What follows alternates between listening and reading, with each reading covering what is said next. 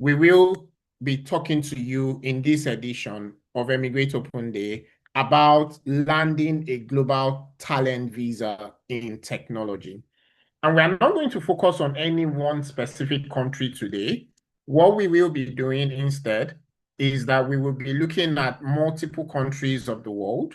We'll be looking at different global talent visas from multiple parts of the world. We will be looking at what their common denominators are. We'll be looking at some of the things you can do practically right now to optimize your chances. Whether you're an absolute beginner looking at a multi-year journey, or you are highly advanced in your journey and you are currently preparing an application or considering preparing an application, we do have something for you during this edition of Enubate Open Day. It's a minimum 1 hour, 30-minute session. And so we hope you are geared for with your pen, with your writing materials, to take notes, to take a look at what it is that you can do that can help your objective of becoming a globally attractive talent. If you're an absolute beginner, you're welcome. If you are advanced in your field of endeavor, you're welcome. If you are somewhere in between, you're welcome. If you are in different countries of the world, you've moved from your own country, but you are not yet on your pathway to settlement in your current host country, you're welcome. You'll be getting some tips of what you can do to optimize your chances. And also, if you are ready to apply, you're already working on an application, or you're looking at applying within the next few weeks, you're welcome, because our coach and myself as a coach also on the platform and as the host for today's session, will be sharing a lot of tips that will help your journey. Welcome, welcome, welcome. It's a networking session, and if you're watching the replay video, you can also introduce yourself in the comment section of whatever platform where you're seeing this session from today. And for those joining us live, please bear in mind that you would be able to get access to the replay video of this session today on the Emigrate Tech Visa platform. Emigrate is your tech-enabled platform for relocation and settlement. And today, our focus is on landing a global talent visa in tech. Coach Blaze will be sharing from his experiences, and also I will be sharing also a session to help your journey and help your objective as you prepare yourself or as you prepare your application for these global talent visas. We will not be focusing on any particular country. However, we will be given tips, some general, some specific to specific visas or specific countries. The long and short is that you will be getting a lot of value. So do stay geared, stay glued, and you're welcome to Emigrate Open Day. In terms of the way the session today is formatted, we will start with a few minutes of sharing with you what Emigrate is and what Emigrate is not. Fun fact, if you have not downloaded the Emigrate Tech Visa app, that's where you want to start from. Download the Emigrate Tech Visa app. That is how we deliver most of the free resources and most of the free intervention that we do on the Emigrate platform. You can use the app on the web, on the iOS, or also on Android. You can also get access to Emigrate AI on anyone on the app, on any one of those channels, or you can get access to Emigrate AI, the AI bot that is helping as an assistant. You can get access on Telegram, on WhatsApp, and a few other channels. You can also find Emigrate on the different communities. We'll talk a little bit about that later on. But then we'll come into the crux of the matter. What can I do? What should you be doing to land a global talent visa in the field of technology? And when we say tech, we're not talking about just the technical side of technology. We are also talking about the business side of technology, and we will be sharing some information along those lines. If you wait till the end of the session today, as we said, it's 1 hour, 30 minutes minimum. If you wait till the end of the session or watch this replay video to the end, you will get a gift from us. And so you may want to stay glued, because that gift is also absolutely, absolutely critical and useful to your objective of becoming a globally attractive talent. We'll talk to you about our Settle in the UK package, and we will talk to you about some of the ways Emigrate platform can help you and some of the ways in which what you should do next. What is your next immediate step towards you either qualifying if you're working on yourself or you getting endorsed if you're working on an application. I would just mention that although today we are focused on global talent visas, from multiple countries, we have a number of open day replay videos that you can get access to. We've talked about different visas from all over the world, talent-based visas like UK Global Talent Visa, US O1 visa, French Tech Visa, the Canadian GTI, and Australia National Innovation Visa. We've talked about many of these different pathways. We've talked about work-based visas like the UK Skilled Worker Visa. We've talked about other kinds of visas. We've talked about the UK self-sponsorship route. We've talked about many German tech visa, Portugal digital nomad visa. Name them. If they are tech visas, we've probably talked about them and we have a lot of resources and also human expert coaches who can help your journey if you are preparing your application for these visa pathways. Emigrate is your tech platform for talent mobility, relocation, and settlement. You're in the right place. Even if you are not in the field of technology at all as of today, you are still in the right place. And we will explain to you why that is so as we continue on this journey of the Emigrate Open Day. One of the packages on the platform is our Settle in the UK as a tech talent. And this is a package for individuals who are looking to move or relocate to the UK, or if you're already in the UK looking for a pathway to switch your visa, you may want to look at this route. It's a route available for absolute beginners. If you have never done anything in the field of technology, this route is useful for you. If you have some experience in the field of technology, this route is even better for you because your pathway may be shorter. And if you have startup experience, whether as a founder or as a senior executive in a startup, this route may be even better for you because your route may even be much shorter. In all of this is the Settle in the UK as a tech talent. It's a route that would enable you to move with your spouse and dependent. And it is also available if you're looking to switch or you're looking for a pathway for settlement. You will need time investment and equity investment if you're looking at this pathway. And you need a minimum of 3 to 6 months if you're looking at this pathway. And if you're interested, send us a message and we will be able to share more details of what it entails, why we're able to offer the Emigrate triple guarantee on this package, and several other information along these lines. But this is just one out of several routes available on the Emigrate Tech Visa platform across the world: UK, US, Canada, France, Australia, Germany, Portugal, name it. There are several countries where we've charted multiple pathways for you to relocate, multiple pathways for you to settle in these countries. But don't let me get ahead of myself. Let me tell you a little bit about what Emigrate is and what Emigrate is not. What we do on the Emigrate platform is we help you become a globally attractive talent. And yes, we know that many of us are on this call today because you're interested in one visa opportunity or the other. And yes, you are still in the right place.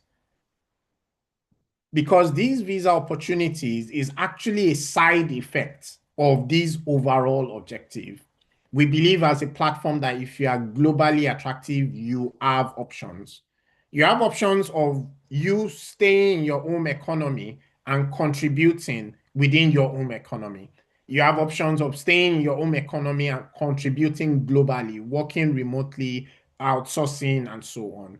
But then, should you decide you have the opportunity to move from your home economy to a different economy for whatever reason, because you are globally attractive. And should you want to, you can move from where you are to a third country or back to your home economy at a higher level, all because you are globally attractive. If you are globally attractive, you have options.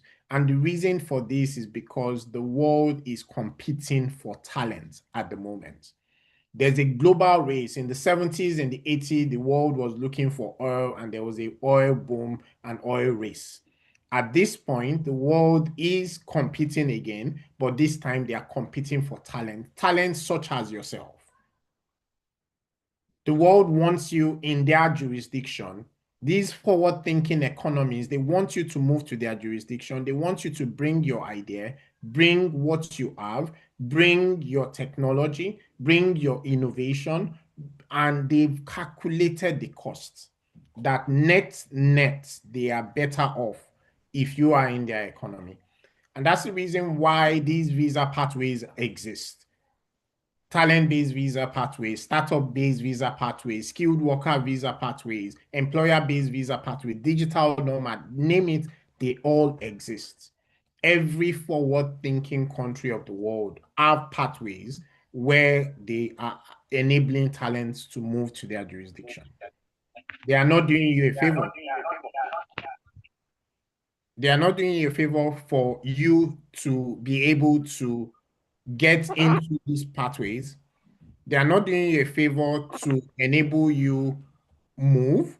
They are not doing you a favor to enable you be in their jurisdiction.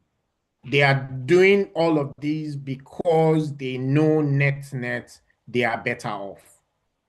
That's the reason why these pathways exist. And that's why we say on the Emigrate platform, if you are globally attractive, you have option. And Emigrate is that companion that is able to help your entire journey. Whether you're an absolute beginner and you are looking at a roadmap to start that journey, you are not yet qualified, to the point when you are qualified, to the point when you get endorsed, to the point when you relocate successfully in this economy. But we don't stop there. We also help you and help your journey at the point of integration and even up to settlement, permanent residency, becoming a citizen in these economies. And even if you're looking to move to a third country, Emigrate platform is there to support your journey as a talent. And that's the reason why we exist. Some of these journeys may be a multi-year roadmap. Some may be a multi-month roadmap. And in some cases, if you are qualified already, it may be just a few days of intervention that you need, all on this same platform. And that's what Emigrate is.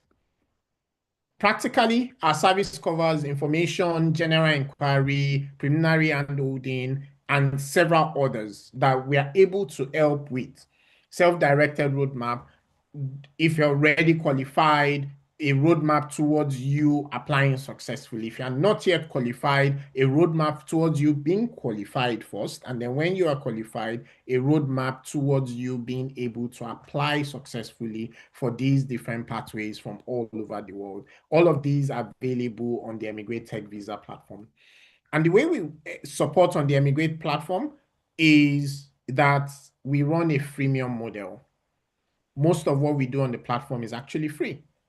Yes, we do charge a premium for some of our premium services, but we have a lot available to support you at no cost to you. On the free side of the Emigrate platform, we have the Emigrate Tech Visa app. We have the information and inspiration. We have the community, the monthly open days. We have introductory videos. We have do-it-yourself templates. We have the AI being able to support basic AI now. The premium AI does exist. It's expensive to run, so you will need to pay for it if you're interested in that. But we do have some basic AI that is able to support your journey at no cost to you. But then on the premium side, we're able to support with the Emigrate Circle with some of our premium packages, some of our custom services, and many more. On the premium side, and across the Emigrate platform, there are 4 key ways in which we support. We have the free, we have the do-it-yourself with a subscription, we have a do-it-with-me options, and we have do-it-for-me options on the platform. And as you go along the journey, we would help you understand more about these different packages that are available on the Emigrate platform. We have packages as well. We have packages like the move to the UK as a global talent, move to the UK as innovator founder, the US as a global talent, focusing on US O1, Canada as a startup founder, which focuses on the Canada startup visa, UK self-sponsorship route available on the platform, the settle in the UK that provides the emigrate triple guarantee of success, available on the platform, and several others. If you're wondering across those four tiers that I mentioned, what does each tier contain? You can take a look on our pricing page and you will see some of these features that are available to you depending on what option you do pick. The key point is we want to support your journey. And where you want to start from is the Emigrate Tech Visa app. It's available on the web, it's available on the App Store, it's available on the Play Store. You can also start from emigratevisa.com/techvisa. If you are listening to the audio replay, Emigrate is spelled EMIGR and then the number 8, visa.com. And then /tech visa is where you want to go to get started, or you can also go to emigrate.ai. There's a lowest common denominator across all of these different visa routes. All of these different visa routes have one simple common denominator. And that common denominator is that if you are globally attractive, you have options.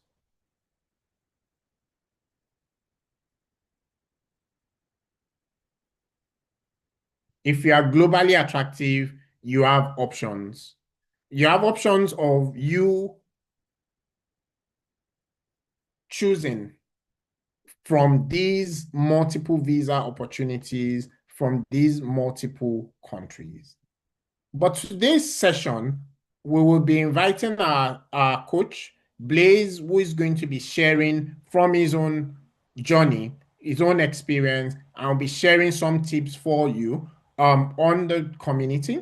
Once we've gone with Blaze, then we'll be coming to, I also will be sharing some things, some technology, some templates, some information that you can use on the platform, checklists, some of the AI tools that you can use on the platform to support your journey, and how you can get access to expert coaching, how you can get access to some of the premium resources, how you can get access to some of the free resources, and more information on what you can do next, depending on your circumstance. And then once we've done that, we will come to question and answer. Don't forget, as we said earlier, if you stay on this session till the end, we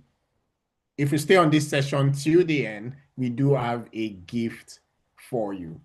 I need to mention just before we get into the next session with our coach is that we do not offer immigration advice nor legal advice on the Emigrate platform. We, however, do have partnerships with lawyers. We have partnership with immigration consultants. So if you need immigration advice or legal advice, we can refer to our partners.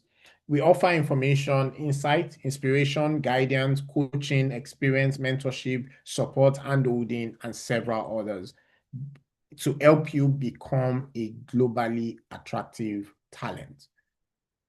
If you do need additional services around legal advice or immigration advice, yes, we can refer, but directly on the Emigrate platform, we do not offer these on the Emigrate platform directly. And so please do bear this in mind as you go along this journey with us today, and as you go along the journey of using all of the aspects of the Emigrate platform that we do have available to you. We'll be right back. And when we come back, we'll be going into the first session for today, where we'll be talking to one of the coaches, or one of the coaches will be speaking with you. So give us a moment. We'll be right back.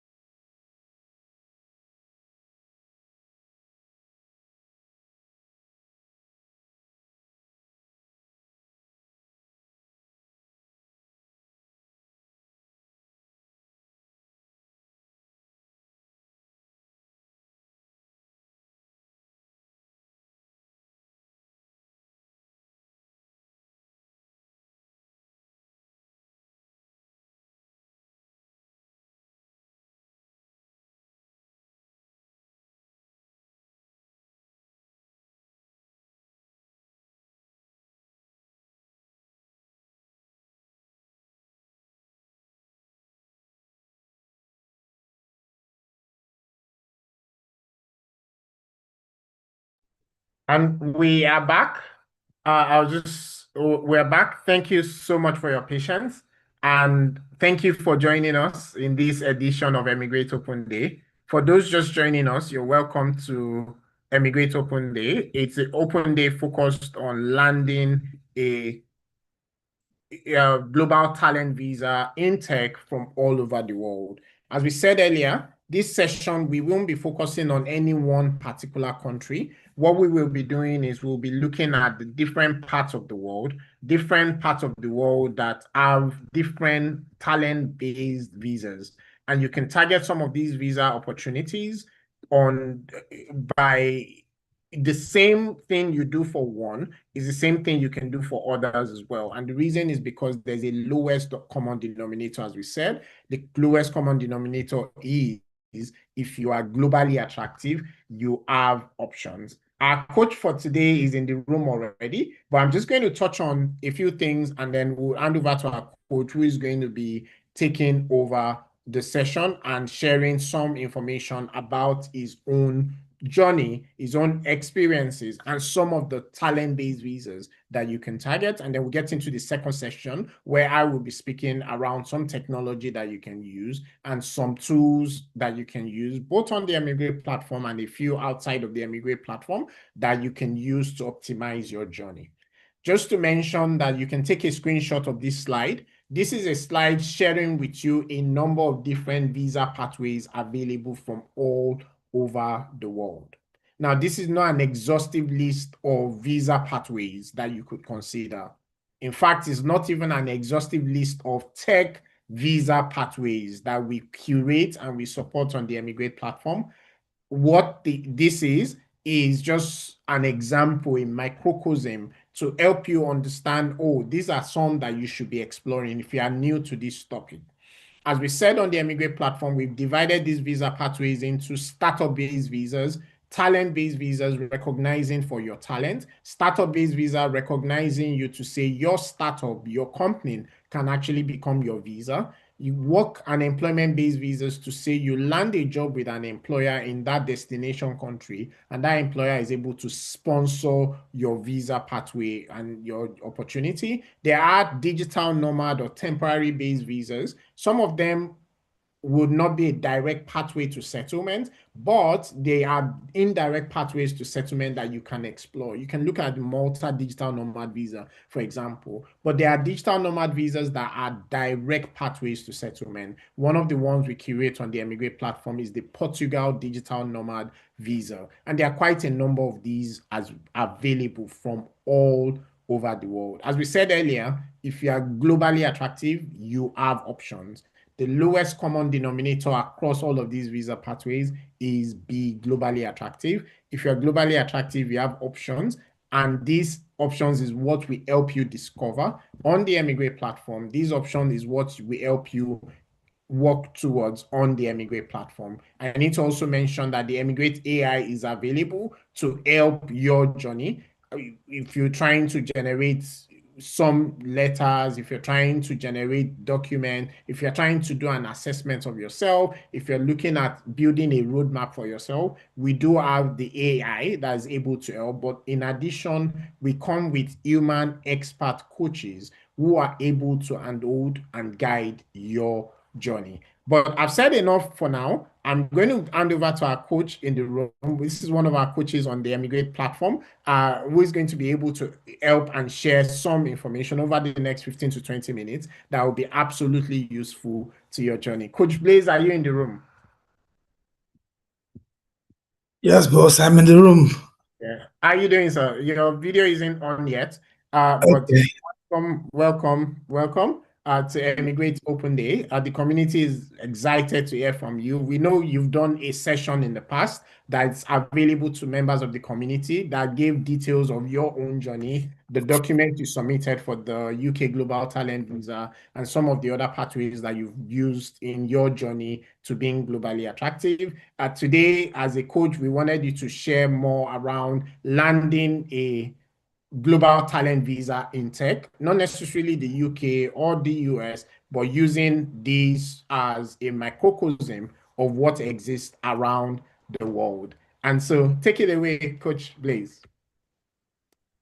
All right, thanks, boss. Buddy. Yes, guys. How my day?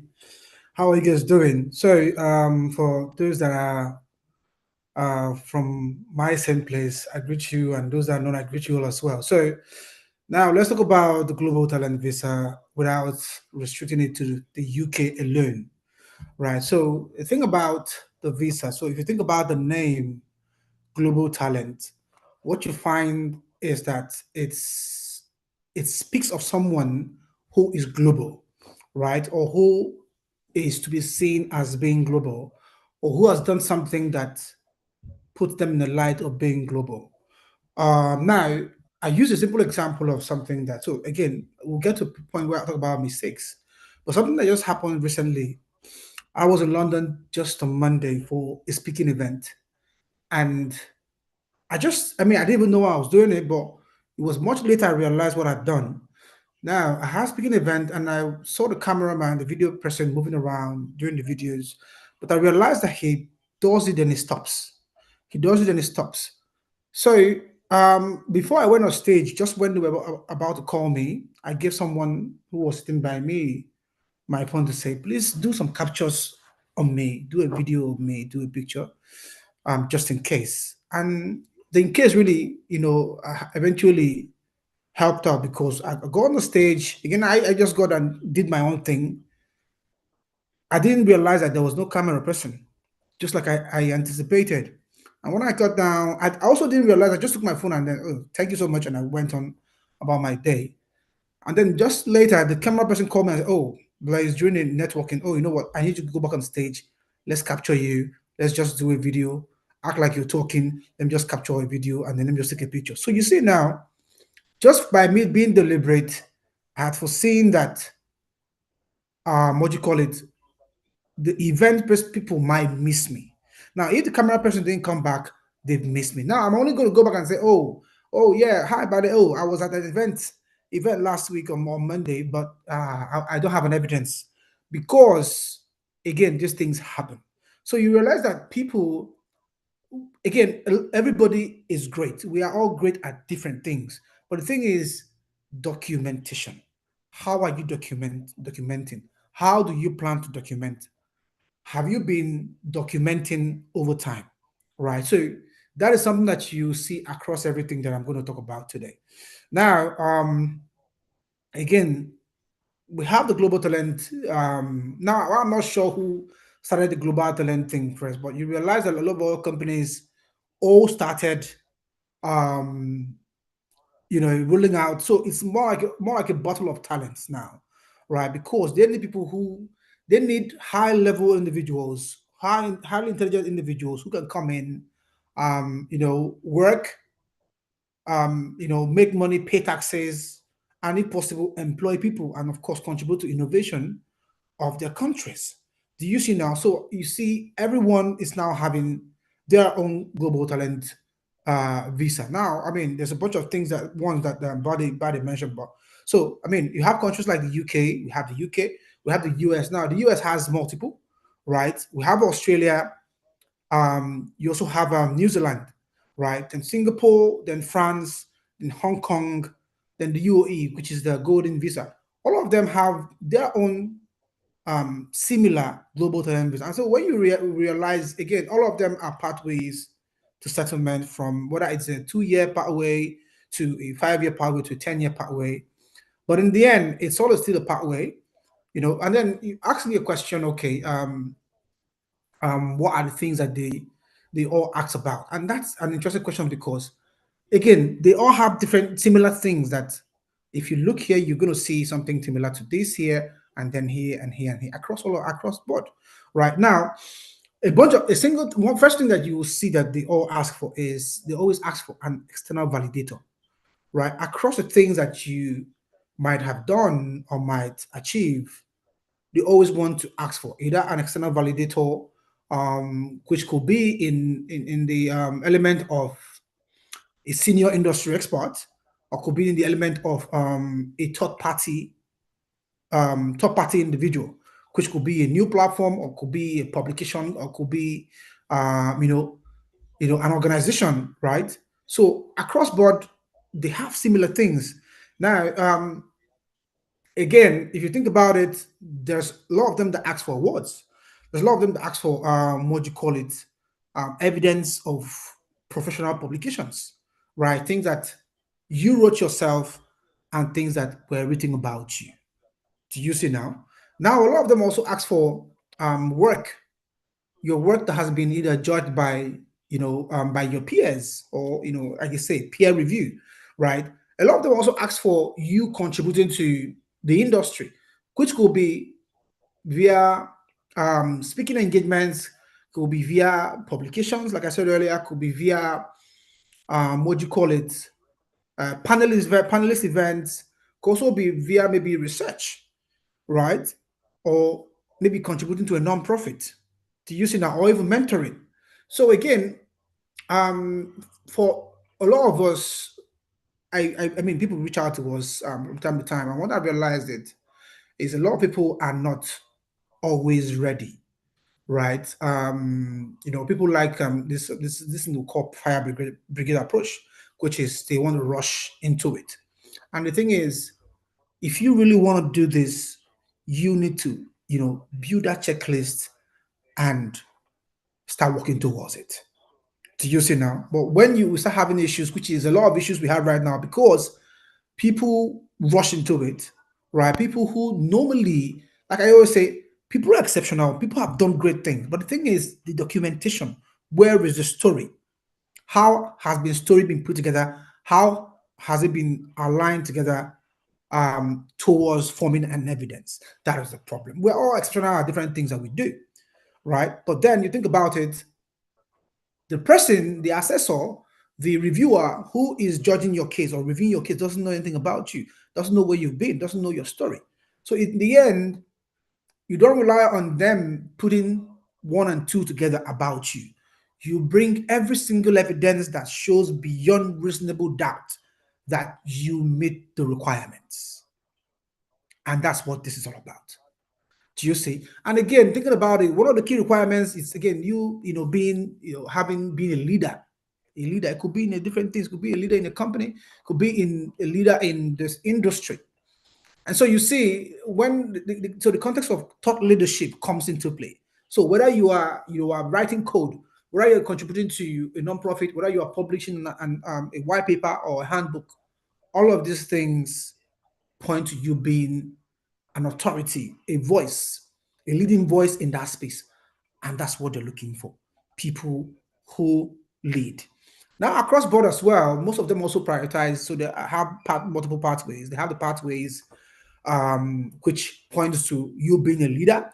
They have the pathway which points to you being a promising leader. Right now, the two differences that again is them understanding that there might be those who are just early in their career, right? And then there might be those who are already exceptional and have achieved. And so with that, they now have the pathway where, okay, if you're less than, for example, in the UK, global talent, where if you're above 5 years experience, with more than 5 years experience, then you are seen as a leader, and then hence the exceptional talent pathway, right? But then when you are less than that 5 years, then you're seen as a potential leader that could be a leader. But then it's just, again, for me, when I see people like, oh yeah, some people say, oh, they want to go for the promising one because they feel that they will be lenient enough. In the past years, that worked, right? But recently, I tell you again, even if you're applying as a promising person, just go at it as if you're applying as a leader. Do not go at it um, as if you expect, oh, I'm just going to do what I can and expect that they'll be lenient on me. Go at it as if you expect that they will not be lenient on your documentation. That is the way to win. You understand? So UK, Australia, Singapore, both of them have this distinction of leadership or potential leadership and so on. Now I'm going to just cut that and tell you a bit of my own story. Now, I already started that earlier. When I applied for my UK Global Talent in 2019, 2019, I mean, I've been doing it. Someone walked to me and said, Blaze, I think you should apply for this because you're senior to me in this industry, and if he could get it, means that I could get it. I mean, I didn't think about it at the time. Okay, no, I'm just going to give it a shot. And so I just got to try to get the document, and I looked at it, and I realized that I had everything it took, right? And so for me, it was all about having been deliberate all through. I mean, we all have the dry times of our career when nothing is happening, right? We all had it. But then there are times when you see things pick up. So I had a time when I saw things pick up, but what I did was to make sure that at every point in time I had a story to tell, I told it. I made sure it was out there, right? I mean, just on the side of the story, right now, personally, I mean, I have no need for it, but I mentor students across universities in the UK. Each year, I mentor up to 4 students. Today, I have this year, I have 2. I speak to them every month, 1 day every month for 6 to 8 months, right? Until it ends. And so again, I have no immediate need for it, but for me, I just feel okay, I should do it. I should be doing it, right? At the moment, I'm writing I'm writing a white paper, right? I'm writing some handbooks. I'm publishing handbooks for technical, industry handbooks. I'm putting them out there. Again, for me, I don't really have a need to do it, but I'm still doing it. It's not like I'm applying for anything, but I'm still doing it. So again, it's about being deliberate. But what I always tell myself down the line is, you don't know when you will need this. You don't know when you're going to need this. And so for me, that's kind of how I have always processed every single step I took or have taken, and I still take today, right? And so for anyone who's trying to apply for any of these visas that we've mentioned, now it's about being deliberate. Okay, it's about being deliberate. It's about being, having a checklist. I want to say something right now, right? So I remember in the early years of our career when we used to have whiteboards in our rooms, and so we just go to whiteboard and we write a list of the things that we want to achieve that year. So in the end of the year, we don't even achieve everything, but we say, okay, well, we'll take this, we'll take this, we'll take this, and then we'll move on. So maybe we say, oh, this year we're going to make 3,000 pounds, right? And then maybe that year, so we write on the board 3,000 pounds. So we're going to make 3,000 pounds this year. And so at the end of the year, maybe we made 300, we made 300. So what we just do, we walk up to the board and just cancel 0. And it's okay, we have 300. Well, it's okay. It's something, we still achieve something, and then we move on. But the intention is that you are, what do I call it? You are deliberate with what you're doing. Now, let's bring it back to the UK Global Talent Visa. Now, I'll tell you something that a lot of things people do, right? Mistakes people do a lot. Now, I had someone reach out to us and say, oh, they got a job. They're a business analyst, and they have 4 years experience as a business analyst. Okay. And they want to apply for the Global Talent Visa, and they would like to get it in 3 years. I said, okay, great. All right, run me your LinkedIn profile. So they send their LinkedIn profile. I look at the previous job. I see where they're working currently. Okay, great. They've been there for 1 year. Okay, wonderful. Then I look somewhere else. I see where they said they worked, but it wasn't a business that had an identity on LinkedIn. So I prodded further. I said, okay, I'm sorry, what company is this? Tell me, give me the address. And so I asked a few questions, and the guy said, you know what? Okay, let me tell you the truth. I didn't work here. It was just something I did to get the job. I said, okay, that's fine. I mean, a lot of people do some of these things. But here's the thing, right? Now, people say something, they say fake it till you make it. A lot of people do it, right? People dreams, people build prototypes and then pray and hope and work towards it and all of that. But then here's the thing: people write maybe booklets, and tomorrow they write novels to use it now. And so for me, it's hope is great, dreaming is great, but then something I said was that I get it, but here's the thing: this is not a process that you approach unprepared. This is something that you need to take your time. Why? Because every single statement, every single line of information that you submit will be checked. it will be checked, especially in this time and age now where we have, too many people applying. Lots of eyes are on these visas now, right? So, and I said, you need to take your time. It is not automatic, right? Just remove the thought that it's automatic from your head. It is not automatic. You need to have put in the work. And if you had not put in the work, you need to start now by putting in the work, right? So now that's one side. Now I have someone else who we also worked with. Now here's the thing. I don't know. I know there are people who are introverts. There are people who are extroverts. But you see, what I always say is, regardless of which of these angles you lean, you need to have people. You need to have people. If someone comes to me and say, "Oh, Blaze, I'm sorry, but I don't have enough friends," I have questions. If you tell me you're an expert in the space and you're applying for global talent visa, but you don't have people to endorse you, I have questions. Because I'm going to ask, if you have been an expert, is it that your work has not been visible to people around you? Is it that your work has not been audited by people around you? Is it that your work has not been noticed by people around you? Even your friends, even your colleagues in the industry, are you saying that you don't have 4 to 5 to 6 to 7% who will say, I know you and your work has been great and they're happy to be behind you? Do you see now? And so we have people that come to us and that becomes a problem.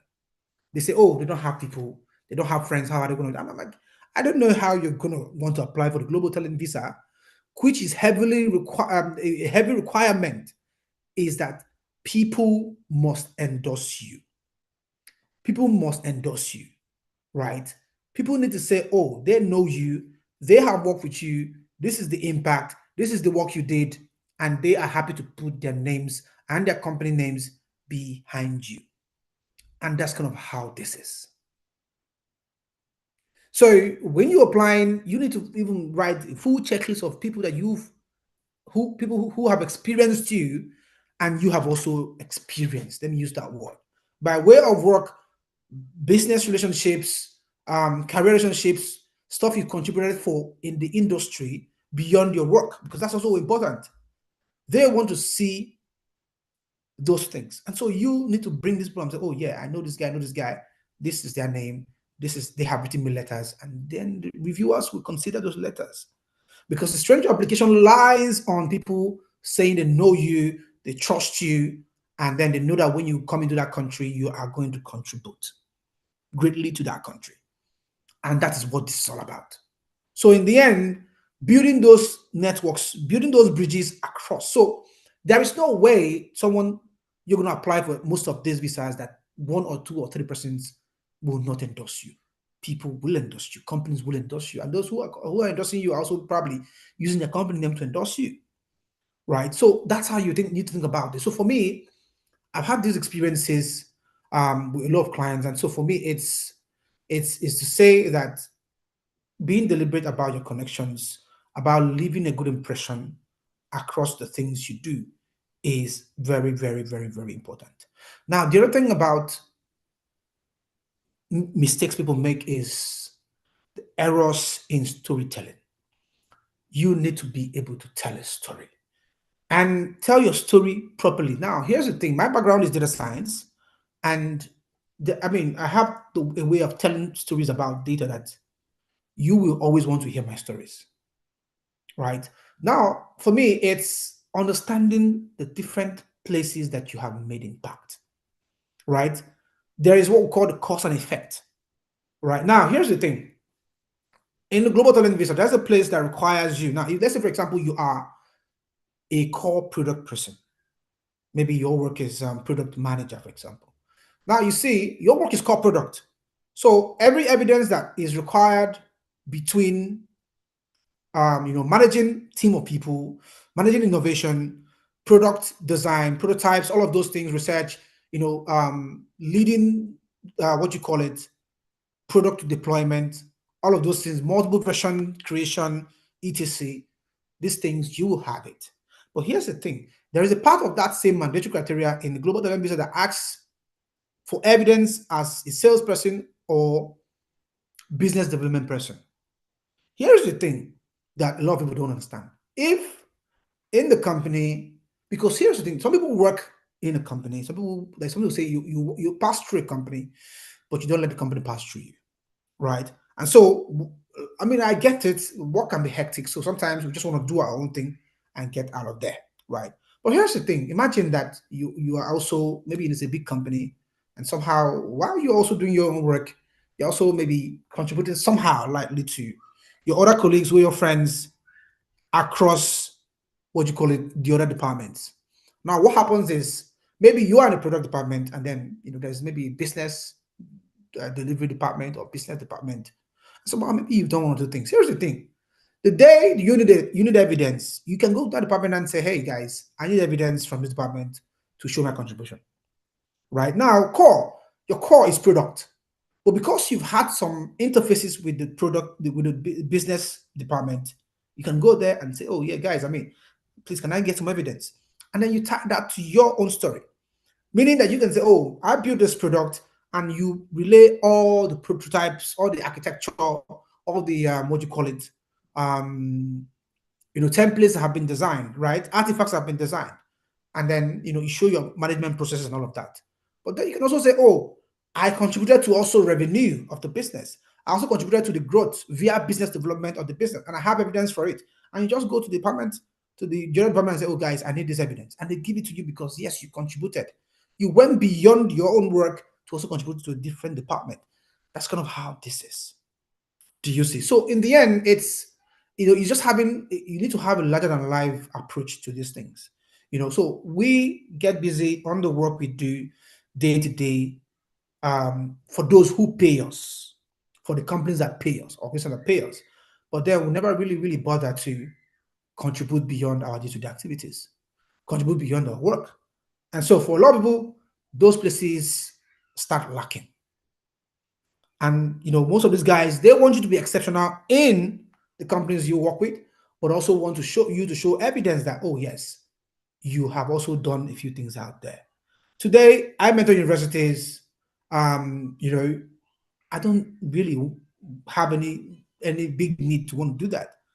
But I know when I was applying for this visa, I said, well, that's one of the things I want to do. And again, it wasn't because of anything, it's not because of anything, but it's also something that I've also done before getting there, before getting the visa itself. Right? I've done that. I've trained thousands of people. If I want to put a number to there, up to it, over 10,000, physical and online. Right? And all of these things for me were proof that, oh yes, this guy has been global. This guy has contributed beyond his day-to-day activity. This guy is exceptional. I got exceptional talent. This guy is exceptional, and he needs to be in this country. And so being in the country still, I'm doing it effortlessly. Do you see now? I didn't do it because I wanted to get the visa. So even after I'm still doing effortlessly. I'm still managing to, lap it with my day-to-day work, but I'm still doing it. I'm still contributing regardless. So for me, it's how you need to see this thing. So if you want to apply for any of these things, you need to be deliberate. For each one you want to apply for, make a checklist. Now, a checklist, think about it. Remember, one rule that applies to every of these things is that anything you do that looks like you did it deliberately towards your application, which means by several months before you apply, may not be sufficient. It's what you find in these guidelines, right? So in the end, if you, like I always say, whenever I would do a discovery call with someone and we start talking, they're like, "Oh, Blaze, I really wish I met you 2 years ago. I really wish I met you like 3 years ago. I really wish we had this conversation like 2 or 3 years ago," just because there are things that they should have done that they didn't do. A lot of people that I know got venture funding many years ago. They didn't really publish it then. It wasn't really a big thing to put it out there. A lot of people sold their companies, got small change. They didn't really put it out there. It was now I'm like, oh, they want to apply, but oh, there's no evidence. There's nothing anywhere. People don't document. You have a friend of yours or someone asking you to come and be a speaker at an event, but they're asking you to be a speaker at that event via WhatsApp. Or they tell you, oh, come and be a panelist at this event, but they're sending you a WhatsApp message. Right? You say, no, please don't send me a WhatsApp message. Okay, WhatsApp message received, but please send me an official email stating why you want me to come and be at the event. So because I can't use your WhatsApp message to do anything. It's not really official. Send me an official email, official documentation, invitation stating why you want and every details about that event. That is you being intentional, you knowing that this is what you need, what you want. Do you see now? There are industries that give credit to things. For example, the movie industry, the media industry, they give you credit. They all have your at the end credit. You see the names of everybody. It's all tiny there, but it is there. And all anyone just needs it. Just go and take a screenshot of where their end credits are and use it for what they want to do. For example, those who are applying for global talent via film, TV, arts and culture, music, literature, and performing art and co. Right? They need those end credits. You may just say, "Oh, is this person's name visible?" They just need to take a screenshot. And there are databases where you go and check, you will see their names. Whether it was they did the makeup or they were stylists or they did the choreography, their credit is there. But the challenge with technology space, for example, you're working as a software developer or a programmer, a product person, you don't get credit for a lot of things, right? You don't get credit. It's not the traditional, it's not standard. It's not the way it's done. Only the CEO, the CTO, the CFOs, and all of those C's, get credit by way of maybe press release, announcement, and so on. According to our CEO, according to our CFO, according to our CTO.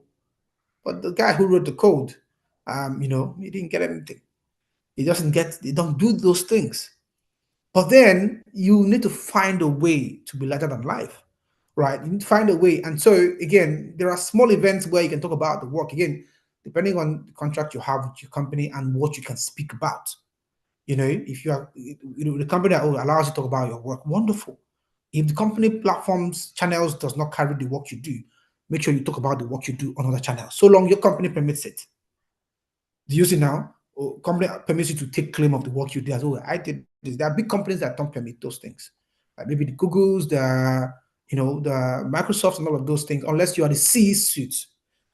So, but there are smaller ways you can contribute. There are small things. Contribute to an open source project, contribute to a white paper, contribute to a handbook, contribute to what do you call it, a research, right? Contribute to your local government, even your council, even your university. Contribute. In the end, you are building your network. You are building that reputation. You are building that knowingness that they know you and that you're trustworthy. And so it won't be hard to have your name, have them when you ring them, like, oh yeah, why not? I know when I did some work for Mozilla in 2019, I designed the Mozilla Festival in 2019. But please let me know when I need to cut. I need to jump off. I need to stop. Yeah, so now you can just cut in and let me know. Now, I remember when I did that work with Mozilla, I never really thought I was going to use it to do anything. I never thought I was going to use it to do it, frankly. Do you get it? Was just, I loved AI, and Mozilla was doing the Healthy Artificial Intelligence Festival in Ravensbourne University in London, there in Greenwich. And I just saw it online. I just put my paper and okay, yeah, I'm interested in this. But when they saw what I submitted, they said, Blaze, we don't want you to be a speaker or a panelist. We want you to be part of those who would design the program, part of those who would define who will be panelists, who will be speakers, the kind of workshops, or the speeches that are accepted. That was what they made me. So we were like back office. So we define every single thing that happens, the presentations, the panelists, the speaking, the papers that were accepted. I followed twice, 2019 and 2020, right? And so, but for me, I didn't think I was going to use it to do anything. No, I didn't think, you see. But eventually, when I needed it, I just emailed them and okay, I think I need this now, and oh, wonderful. And they wrote. It was perfect. The same thing with the US Department of State when I did some work for them. The US Department of State, when my letter came from the US Department of State, I think they wrote a three-pager paper for me, a three-pager letter to UK government on my behalf. So imagine a letter from the US Department of State saying, this is Blaze, This is everything he's done for us since he's been. It was like I didn't even when I was doing some work with them, I didn't think I was going to use it for anything. The same thing with Bloomberg. So for me, I was just living my life normally, doing the things that I wanted to do. I felt okay, these things I should just do them. And when I needed those letters, it all came from high up. So for you, you need to be deliberate. Now, I'm going to round up. I know that I'm saying this because I have someone that we're speaking to recently, and there's a fear that they have, a fear of, oh, okay, if I don't know a lot of people, if I reach out, they answer, and I tell you, even till today, it happens to me. Even on LinkedIn, I send people messages, they don't answer. But did I die? No, I'm still alive. Really, what's the worst that can happen? Right. So, and I think I've been an entrepreneur for over 20 years, and it's the spirit of that. So, our work will be we keep sending emails. Buddy can know, we can attest to this. We send emails, we send proposals, we send a lot of things. Sometimes we don't hear back from anybody, but we still keep on doing it. We send pitches, oh, okay, this is what we're trying to do, and we feel it'll be a good solution for you. But sometimes we don't hear from anybody. But you still wake up the next day and you keep doing it. And here's the thing about it. You can't send 100 in a year, right? But if you end up getting 3 out of that 100, that 3 will bring you another 10, another 15. And that's the way it works. I know in 2018, when I woke up 2018, I said I wanted to do a lot of, outgoing. By December 2018, I built a list and I sent out a bunch of emails. I sent out a bunch. I can't remember how many. But mid 2019, I already done like 7 to 8 trips already. Some of them were fellowships. I got lots of fellowships. I won an award. But it was because I was deliberate. And so here's the thing. Nobody knows your story if you don't tell it, right? You need to reach out. The same way you see some awards, people win awards, there are a lot of awards that people, if you don't nominate yourself or somebody doesn't nominate you, you don't ever get there, no matter how good you are. Somebody has to nominate you, or you have to put your, the same way with Grammys, you have to nominate yourself, even if you have the best by all ramifications. Grammys, Oscars, you nominate yourself, or somebody nominates you, say, go and put your evidence that this is what you did. So it's about saying, hey, hi guys, I'm here. I did this, so notice me. That's kind of how it is. So you need to build that resilience to keep reaching out to people, not for anything, not even for what you want to apply, but for tomorrow, because you don't know who you're going to need eventually. So I'm going to stop here now. Thank you so much. I don't know if there are questions. I don't know if I overrun my time. I'm sorry. So thank you. No, it's fine, Blaze. There's lots and lots of questions, but I would try and combine some of the questions. And I would also say to the live audience as well, if you have questions, drop them in the chat. We'll take as many of those questions as possible as we continue in this conversation. And Blaze has been sharing a lot from his own perspective and his experience, has been sharing around what you can do practically to potentially qualify for these visa. Blaze, before I speak in a moment, could you speak to some that are already qualified? They're already working on an application at the moment, and they feel they are qualified. They're working on an application. In one case, particularly, they've gotten rejected, and they are working on an appeal at the moment. Are there things you can say to them around encouraging them? Because sometimes, yeah, any thoughts there? Are you still there, Blaze? And then Yes, I we'll can let hear you you. rest for a moment while I share a couple of things on screen. Okay, so here's the thing, right? I remember advising someone one time. So for the UK Global Talent, for example, so you see where they ask you to submit up to 10 evidence, right? Submit up to 10 evidence of. But here's the thing, someone we're working with one time, for us, we go above and beyond to ensure that we follow the guidelines line by line, word by word, black, white to the core. We do that. But here's the thing: someone's going to say, "Oh, but my friend submitted only 6 evidence. I can just do only 6 and just get away with it. What do you think?" And I'll be like, but that's your friend. Why are we talking about what your friend submitted? Do you see? So sometimes we've gotten that a lot of times. Oh, my friend submitted only 7. But here's the thing: the guideline allows you to submit 10. Why do you want to submit 7? Why do you want to submit 6? That's shortchanging yourself, right? It tells you up to 7, up to 10, sorry. So what you realize is, so from mandatory criteria to the optional criteria, for those of us who play, I always tell people, here's my formula here, right? I think I said it out in public. So for those of us who play EAFC, FC24, FC25 soccer on PS, I always say, Just to use remind for you that we are live streaming, so this is public. So I know it. Sorry, and so I said for all of who do it, so it's it's 4-3-3, right? Which is you have the mandatory criteria where there are 10 bullet points there, 10 bullet points. Go and find 4 evidence in that 10 and validate for it. In mandatory criteria, in optional criteria, you have option 1, 2, 3, 4, where you're supposed to pick 2 at least and validate across board. The first one you pick, let me call it X. Find 3, validate for 3. The next one, call it Y. Find 3, validate for 3. But when you tell me, oh, because your friend in X submitted 2, in Y submitted 2, in mandatory submitted only 2, hence 6, and that's what you want to do. The problem there with that is that when you are trying to appeal, before you could introduce new evidence. Right now, you can introduce new evidence for your appeals. So if the body has given you allowance to maximize your chances of winning, getting through, but then you shortchange it because you don't want to do the work, you shortchange yourself, right? And then because someone said, oh, they got this, now you don't even understand the capacity upon which they got what they got. You don't know really what happened. And I always say, a lot of people who we call friends, who we call colleagues, sometimes don't even tell us the truth.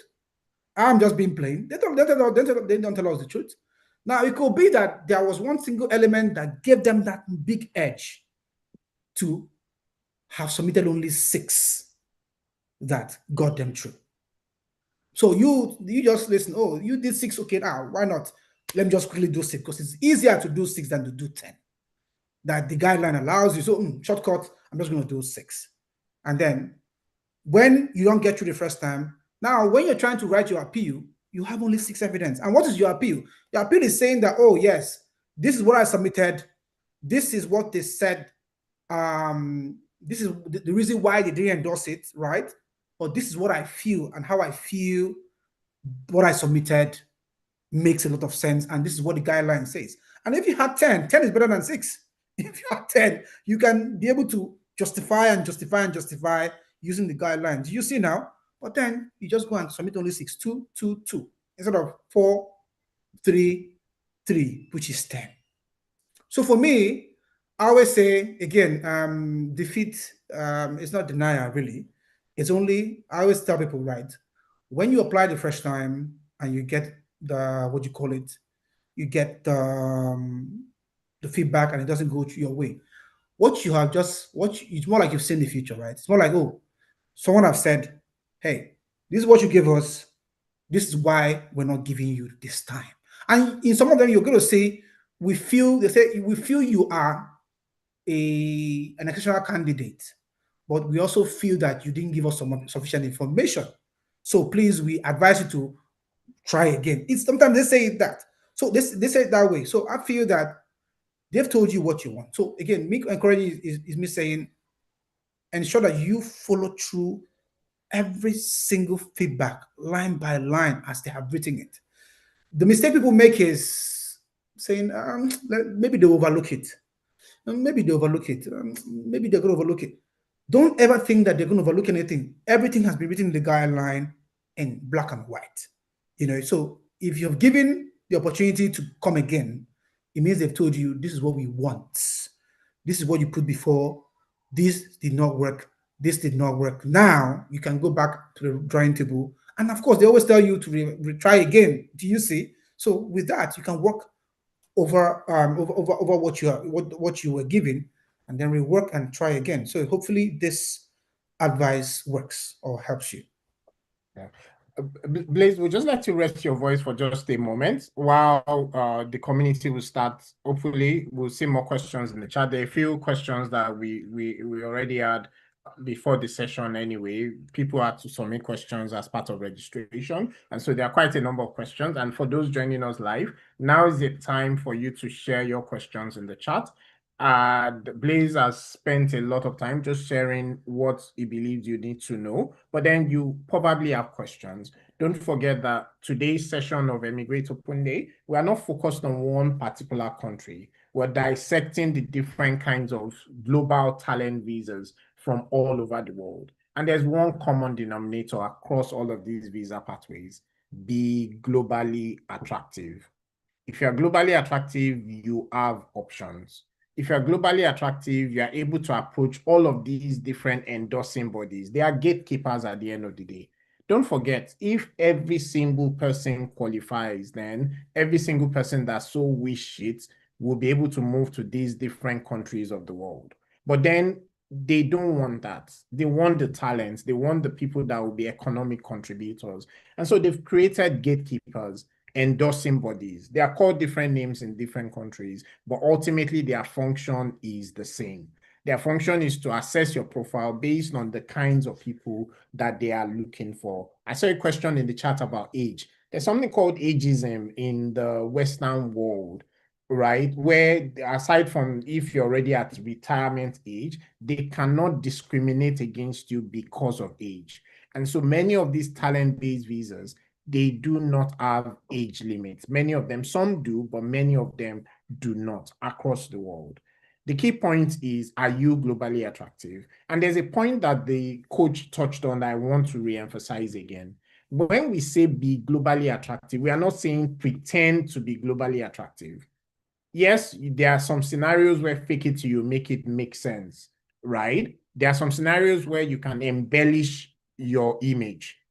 But please do not lie, because ultimately part of what you're doing for many of these applications, it's an immigration application. If they find that you are lying, it calls into question your reputation. And in some cases, it can end permanent ban, up to 10 years ban in some countries for those kinds of offenses. So please do not lie. Do not pretend. What we are saying is be globally attractive.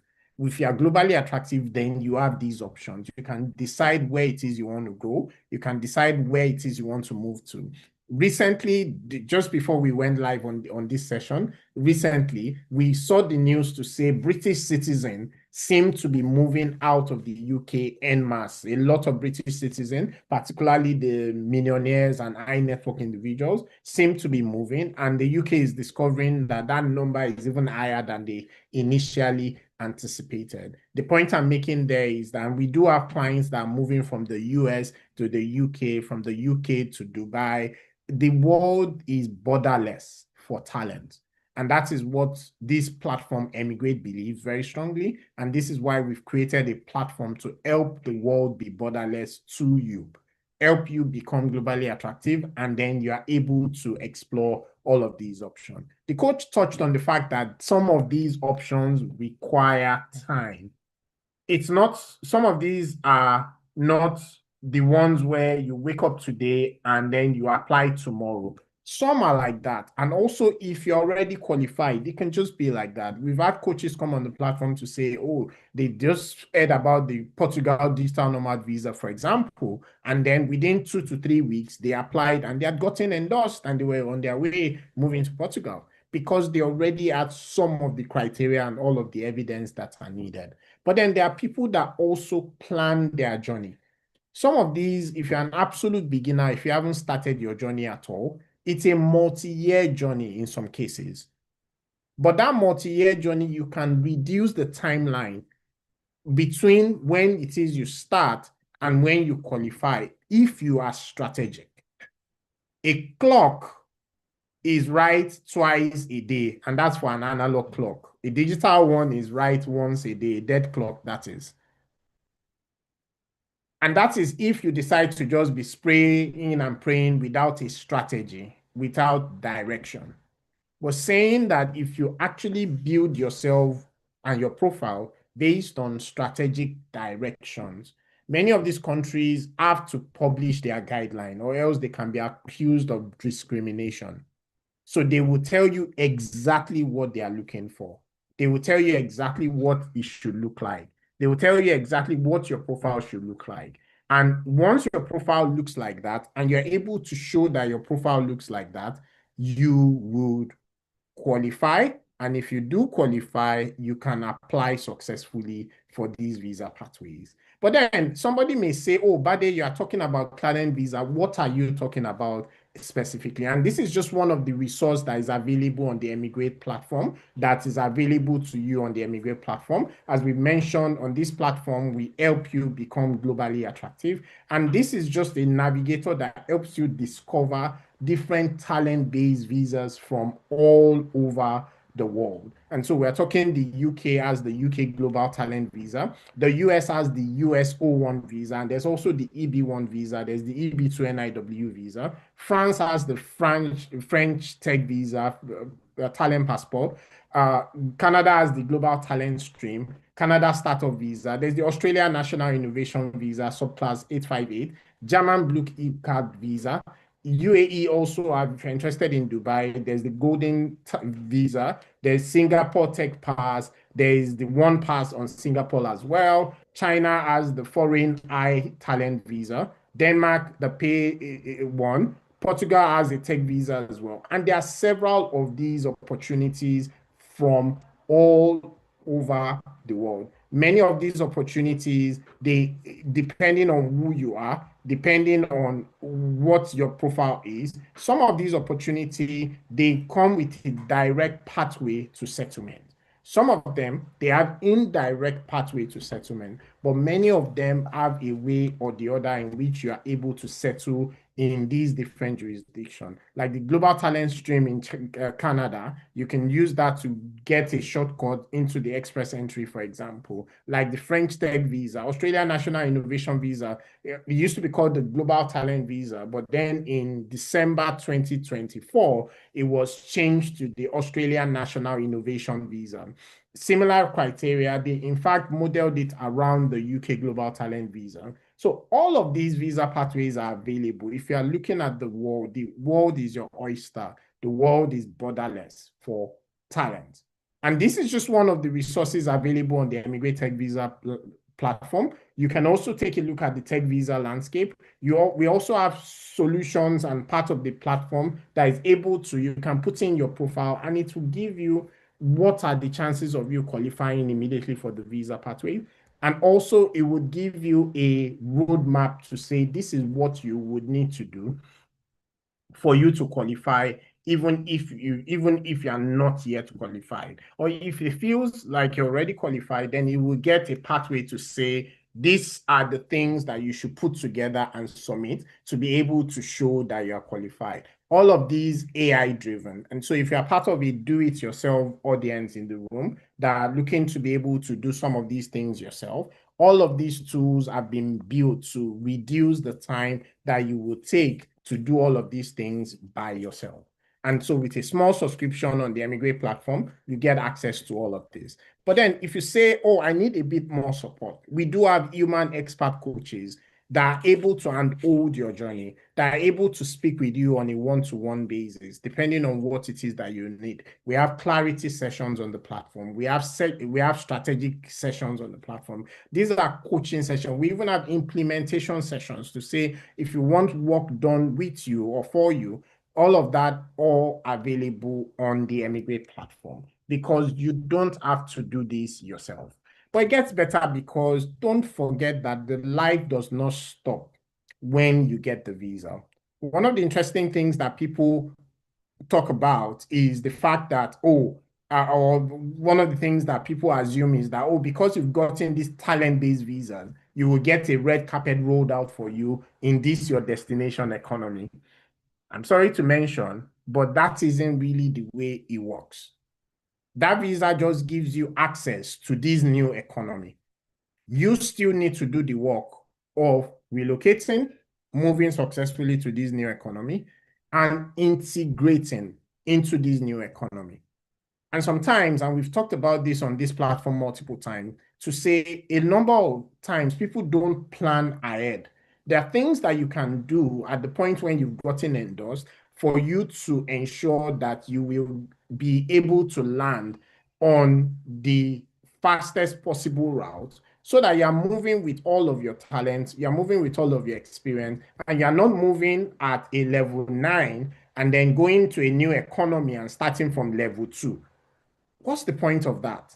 What you should be doing, because you are an expatriate, you are not just a migrant, right? You're an expatriate, you're a talent, you're moving with all of these capability, all of these experience, skill, exposure, innovation, and even maybe finance in some cases. You're moving with all of these things. What you should be doing is that you're moving on level 9, maybe a step lower, maybe level 8, so that you can get adapted into this new economy. And then you are moving higher to 11, 12, 13, 14, and so on. That's the kind of journey that you should be aspiring for. That's the kind of journey that is possible because you're a talent.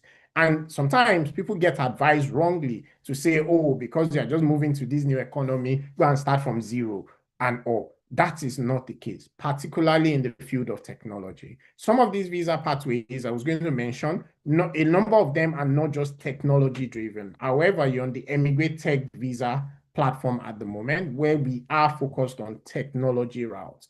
Now, when we say technology route, we do not just mean the technical side of technology. And so, yes, technical side of technology, definitely software developer, cybersecurity expert, cloud engineers, and technical people. Definitely, there's room for you in the technology field.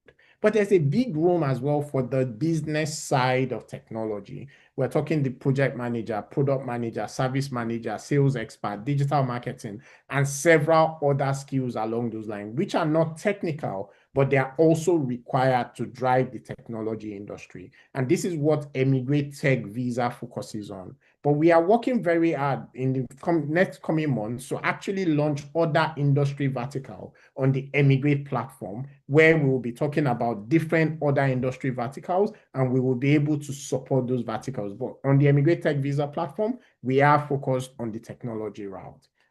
Lowest common denominator, as we said earlier, be globally attractive. And if you are globally attractive, you have all of these options. Enubate doesn't just support you in the journey of relocation.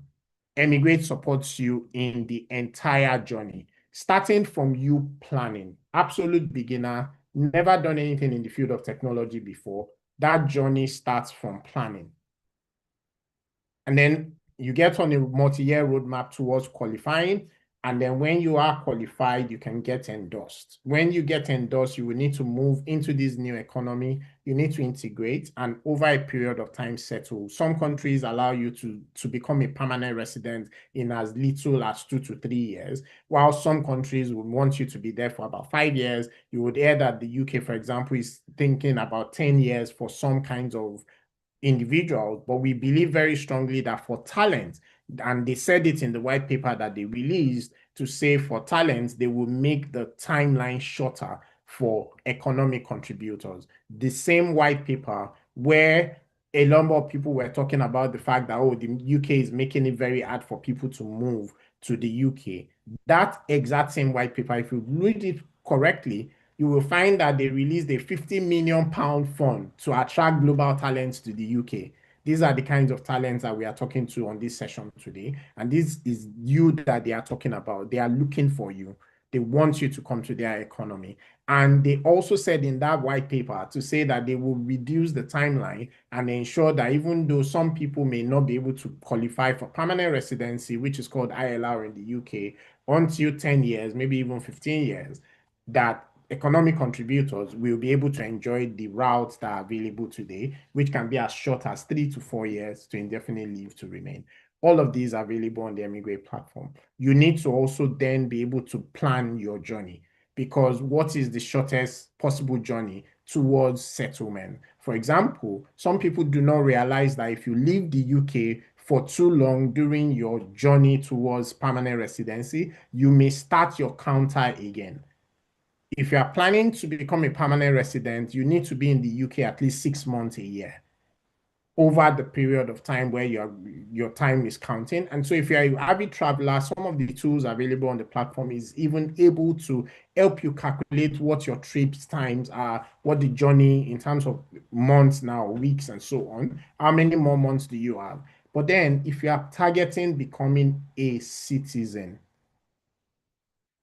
you need to understand that you can only be out of the UK for a cumulative 450 days over the last 5 years. That is an average of 90 days a year. If you are out of the UK longer than that, you may be unknowingly resetting your clock towards you becoming a permanent resident, becoming a citizen. So you could become a permanent resident because you fulfilled the 180-day rule, but what about the 90-day rule? You need to look at all of these if you are a traveler and you are moving around to different countries of the world. All of these is planned for you, is managed for you on the Emigrate Tech Visa platform, and then looking at thriving as well.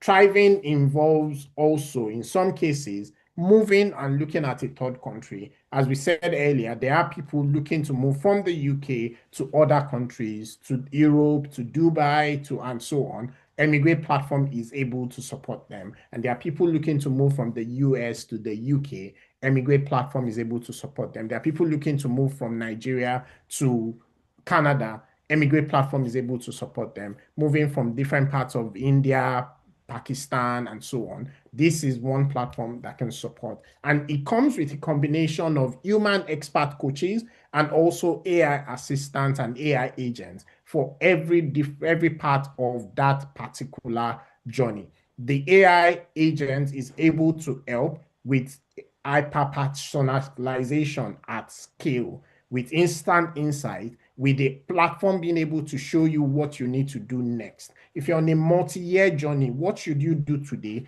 to make sure that you get to your destination within the shortest possible time? Do you know the answer to that? Those are the kinds of things that the platform will surface for you. On the Emigrate app, those are the kinds of things that the platform will surface for you because it is scanning, looking at changes in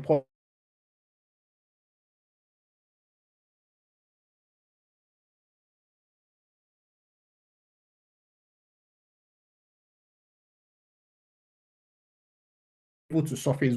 The platform is not just looking at you for the getting the visa. Yes, we have many successes. Coaches like Blaze, for example, multiple successes. I have multiple successes on the platform and so on. And many of the other expert coaches, many successes across the different destinations and so on. But we are not just looking at that. And that's what we want you to understand, to say it is the entire journey. The entire journey goes from you preparing to point of thriving. And in some cases, that thriving ends up being a preparation for the next phase again. As we said earlier, the idea is not for you to pretend to be a talent. The idea is for you to become a talent, because when you are a talent, you have options. And at this point, we're going to get into question and answer. At this point, we're going to be taking your questions and then taking some questions that have also been shared from the community. Coach Blaze, a participant is asking to say, what about hosting a summit? If I've hosted summits before, so this is someone that has created conferences, because you spoke when you were talking earlier, you spoke around the fact that, oh yes, people should attend events and possibly be speakers and keynote speakers at some of these events and so on.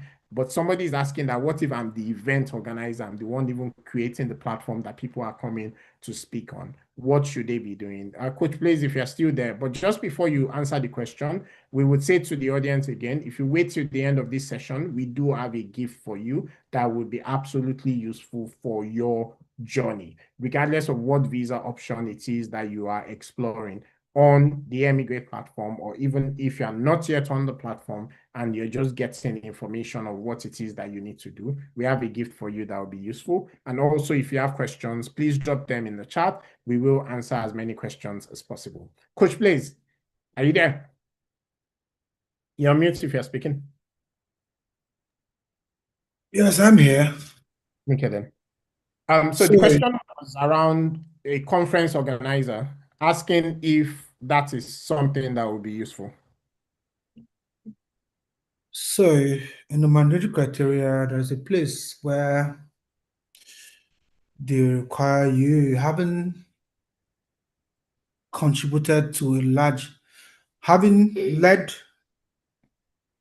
or contributed to a large industry initiative.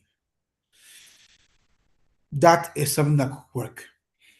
Now, if you talk Tech Summit, it's an industry initiative, right? And that is something I feel could fit into this. So having led or with senior person or contributed. So in the same case, if you created, then you also led it. It's a tech summit, then it's an industry initiative. So what is an industry initiative in terms of tech? Now, it could be a bunch of things, right? It could be, what do you call it, contributing to an industry white paper, a tech industry white paper, or in this case, it could be a tech event, right?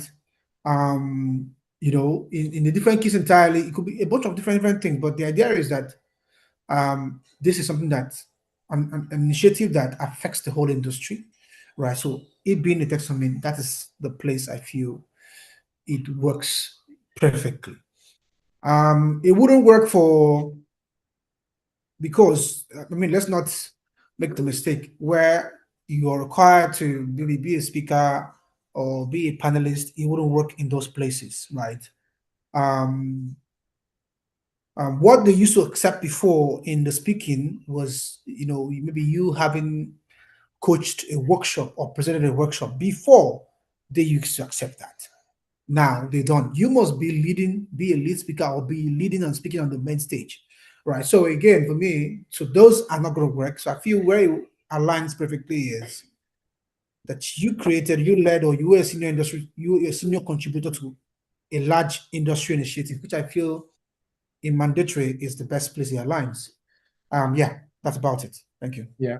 Could please maybe to give the context to the audience, to say you were speaking specifically around the UK Global Talent Visa Yes, I was speaking specifically to the UK Global Global Talent Talent Visa, Visa. because that same requirement, it could be useful for some of the other talent-based visas.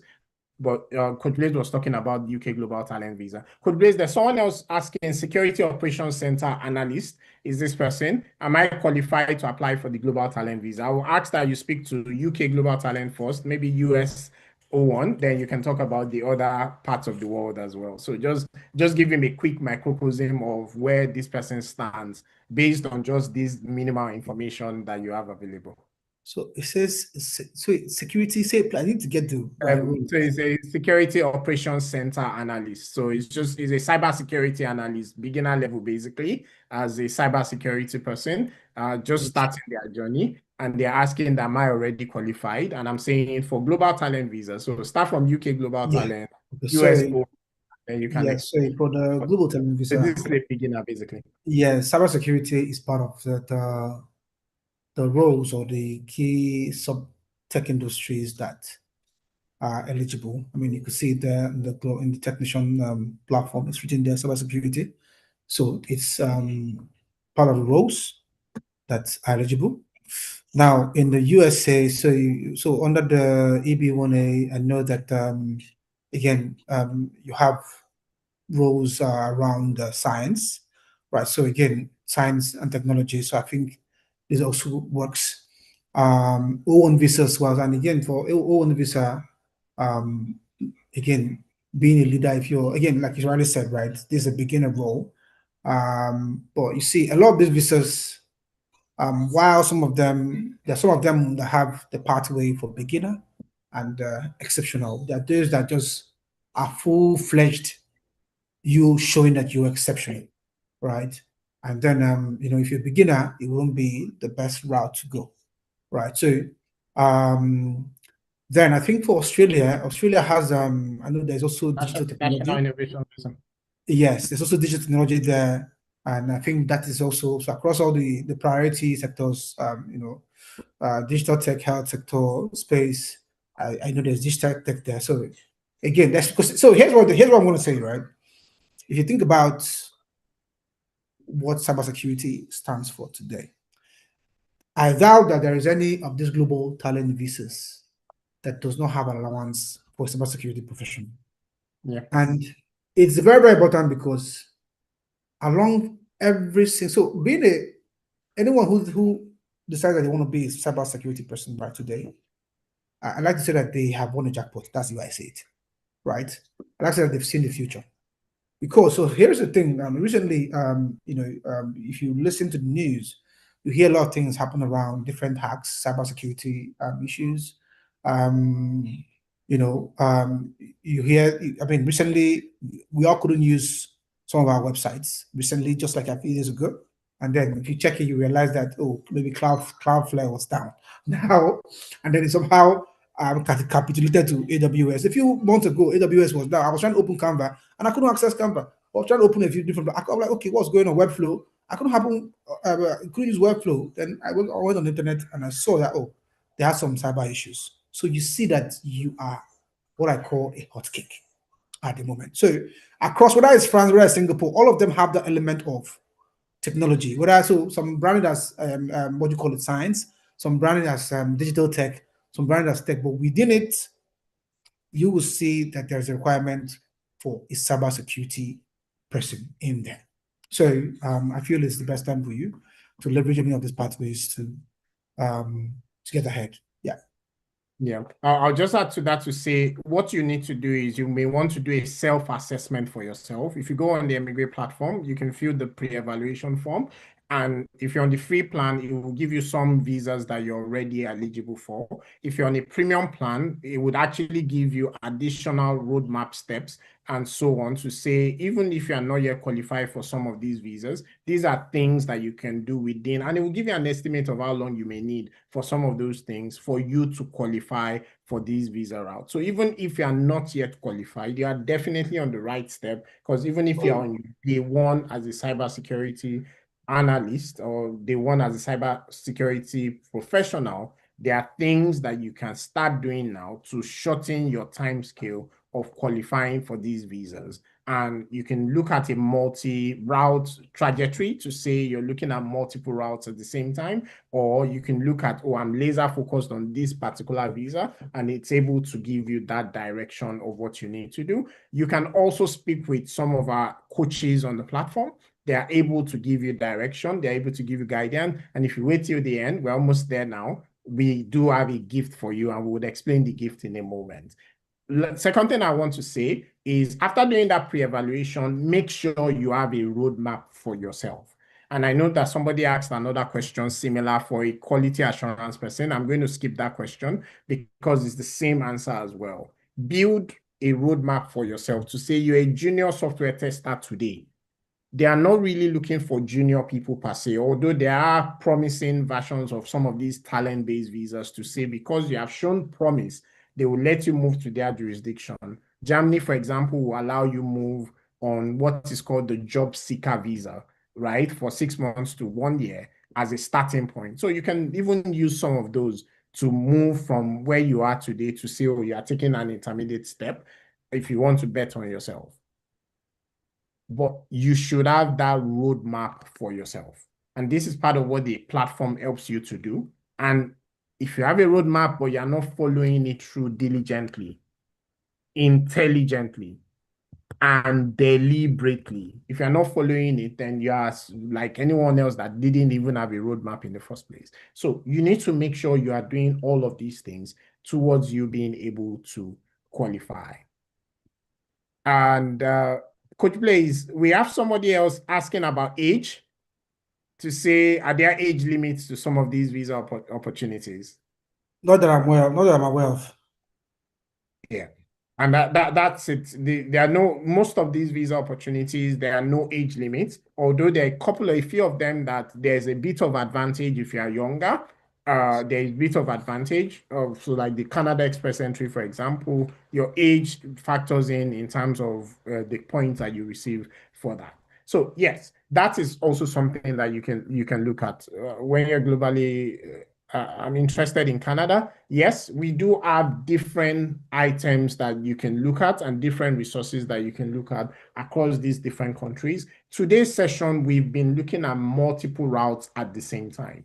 We've done sessions where we were focused on specific visa routes, specific countries, specific visa routes, and you can find all of these replay videos on the platform You can ask for them. You can find them. You can find the ones that are useful for you and the ones that are useful for your own specific journey. Coach Blaze, we are coming towards the end of this session now. There's a question around Luxembourg.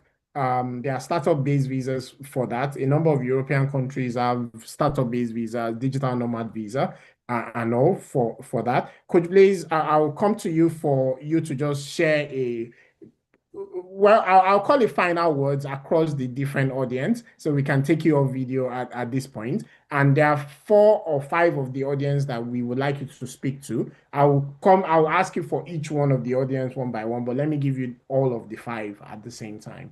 The first are beginners starting their journey. Second are intermediate people. They are 5, 6, 7, 8 years experience in the field.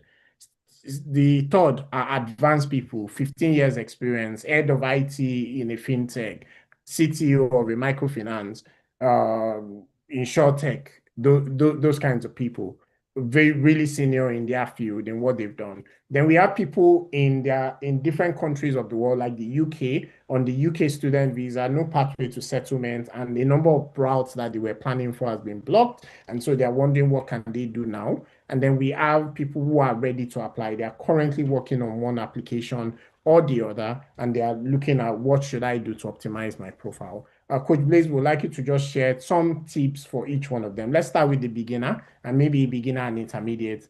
What would you say to them by way of just ending this session today? Okay, so I'm just taking notes a little bit. No, I'll tell you each one of them.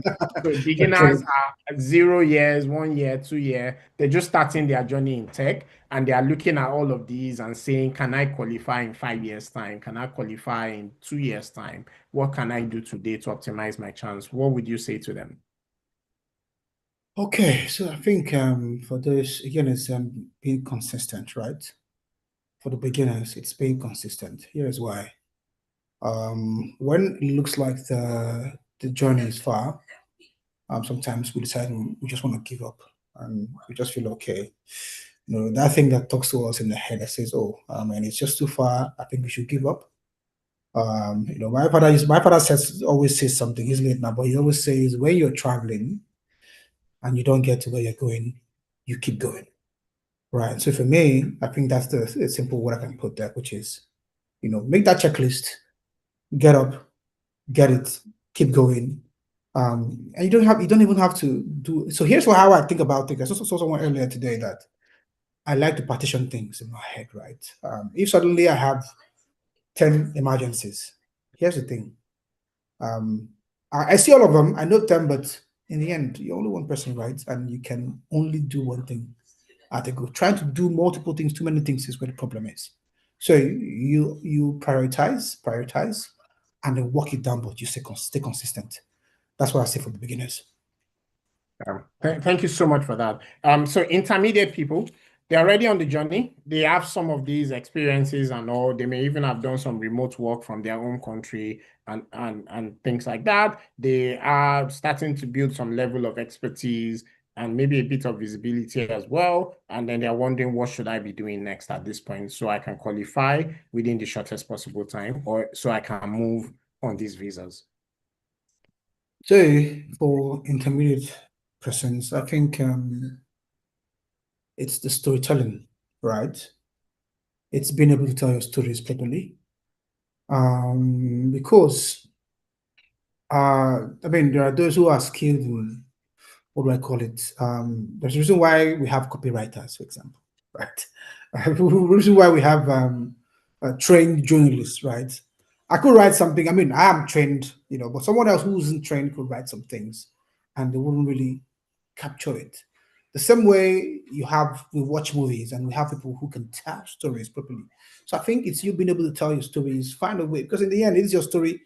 Nobody's going to tell it for you, right? And so you need to sit down and think about every single thing that you've done, every single thing that you know, every single experience that someone has gotten through you based on your work you've done, the contribution you've done across board. You start thinking about those things and be able to put them together. And one thing I always say is never assume that your reviewer or assessor should know what you're talking about. Don't assume that. They should know what I'm talking about. No, they don't know you. They've not heard about you. So that's how you come up with these things, right? Come up with these guys don't know me, don't know where I'm coming from, don't even know what I'm talking about. And that is how you tell your story. So if you assume that, oh, they should know what I'm talking about, now they should know. What happens is that you've allowed room for, what do I call it, complacence. You have become complacent, and then you leave gaps, you leave holes in the things you should say, and I assume they should know now. They should know this. No, they shouldn't know those things. You tell your stories and convince them that beyond reasonable doubt that you are worthy of being endorsed on that pathway. Well, thank you so much for that. Let's talk to the advanced people in the room. A question came in while you were speaking, but we'll take that after this.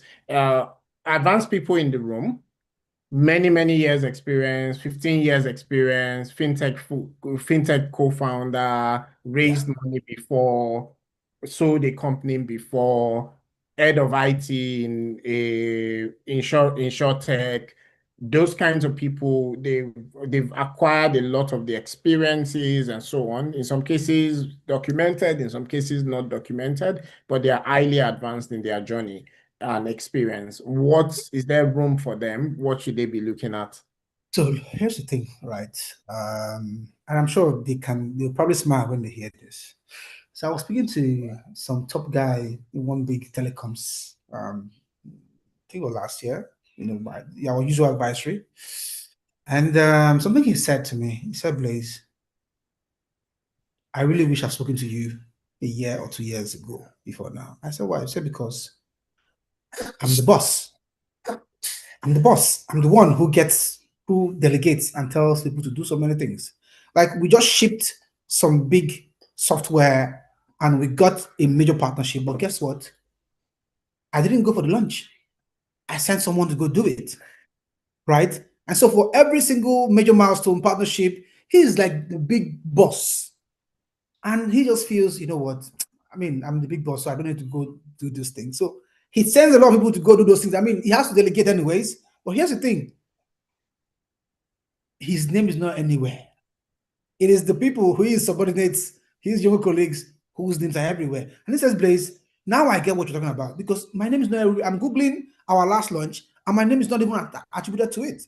Despite the fact that I'm the orga in the office, I'm the boss in the office, right? And so here's the thing, it's something we all miss. Sometimes it could be from a boss who feels he shouldn't be out there, let others take that glory. Again, you need to put yourself out there because you don't assume that they will Google you, right? You don't assume you need to be able to tell your story and say, this is what I've done, and you can go here and here and here and see those things. And the other thing I also see a lot of, what experienced people do is, again, someone I've spoken to who felt that he didn't get endorsed and he felt that he should have gotten the visa. That should have gotten it. He should have gotten the endorsement.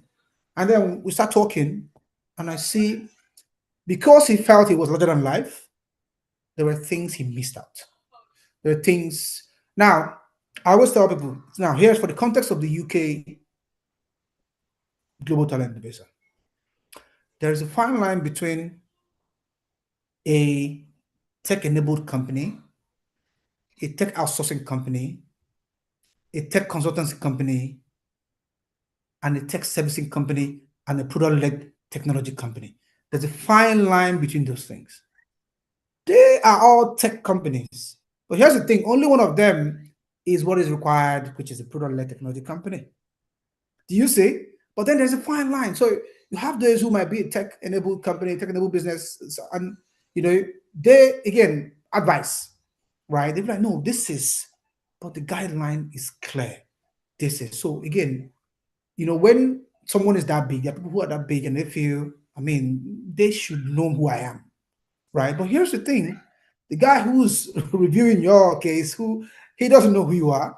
He doesn't care who you are. All he cares about is that the thing, your application and your evidence fits to the guideline that they are using to mark your case. And that's about it. So So for me, everything is the guideline. Ensure that we adhere to the guideline and not take anything for granted. So yeah.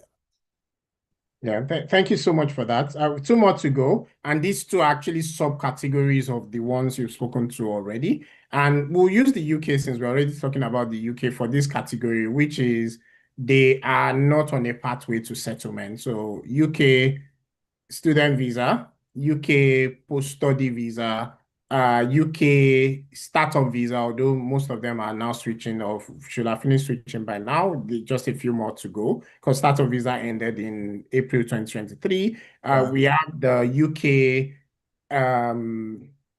a number of pathways in the UK that does not lead to settlement, and they are now exploring pathways to settlement. On the Enubate platform, we look at innovator founder, global talent, and a number of other routes that could all lead to settlement, all supported on the platform. But is there an advice you can share with them around what they should be doing? What we find on the platform, for example, is people coming 2 months to when their visa would expire and not looking for what are there advice that you can share with this category of people. Some are beginners, some are intermediate, some are advanced in their field of technology, but then all of them are now in a bucket of not on a pathway to settlement, needs to be on a pathway to settlement, looking to switch. What can you advise them? So here's the thing. When I was living in Nigeria, when I went to live in Nigeria, I gave myself 3 options. First one was I registered a company in Canada, an AI company in Canada, a friend of mine. Second one, I reached out to.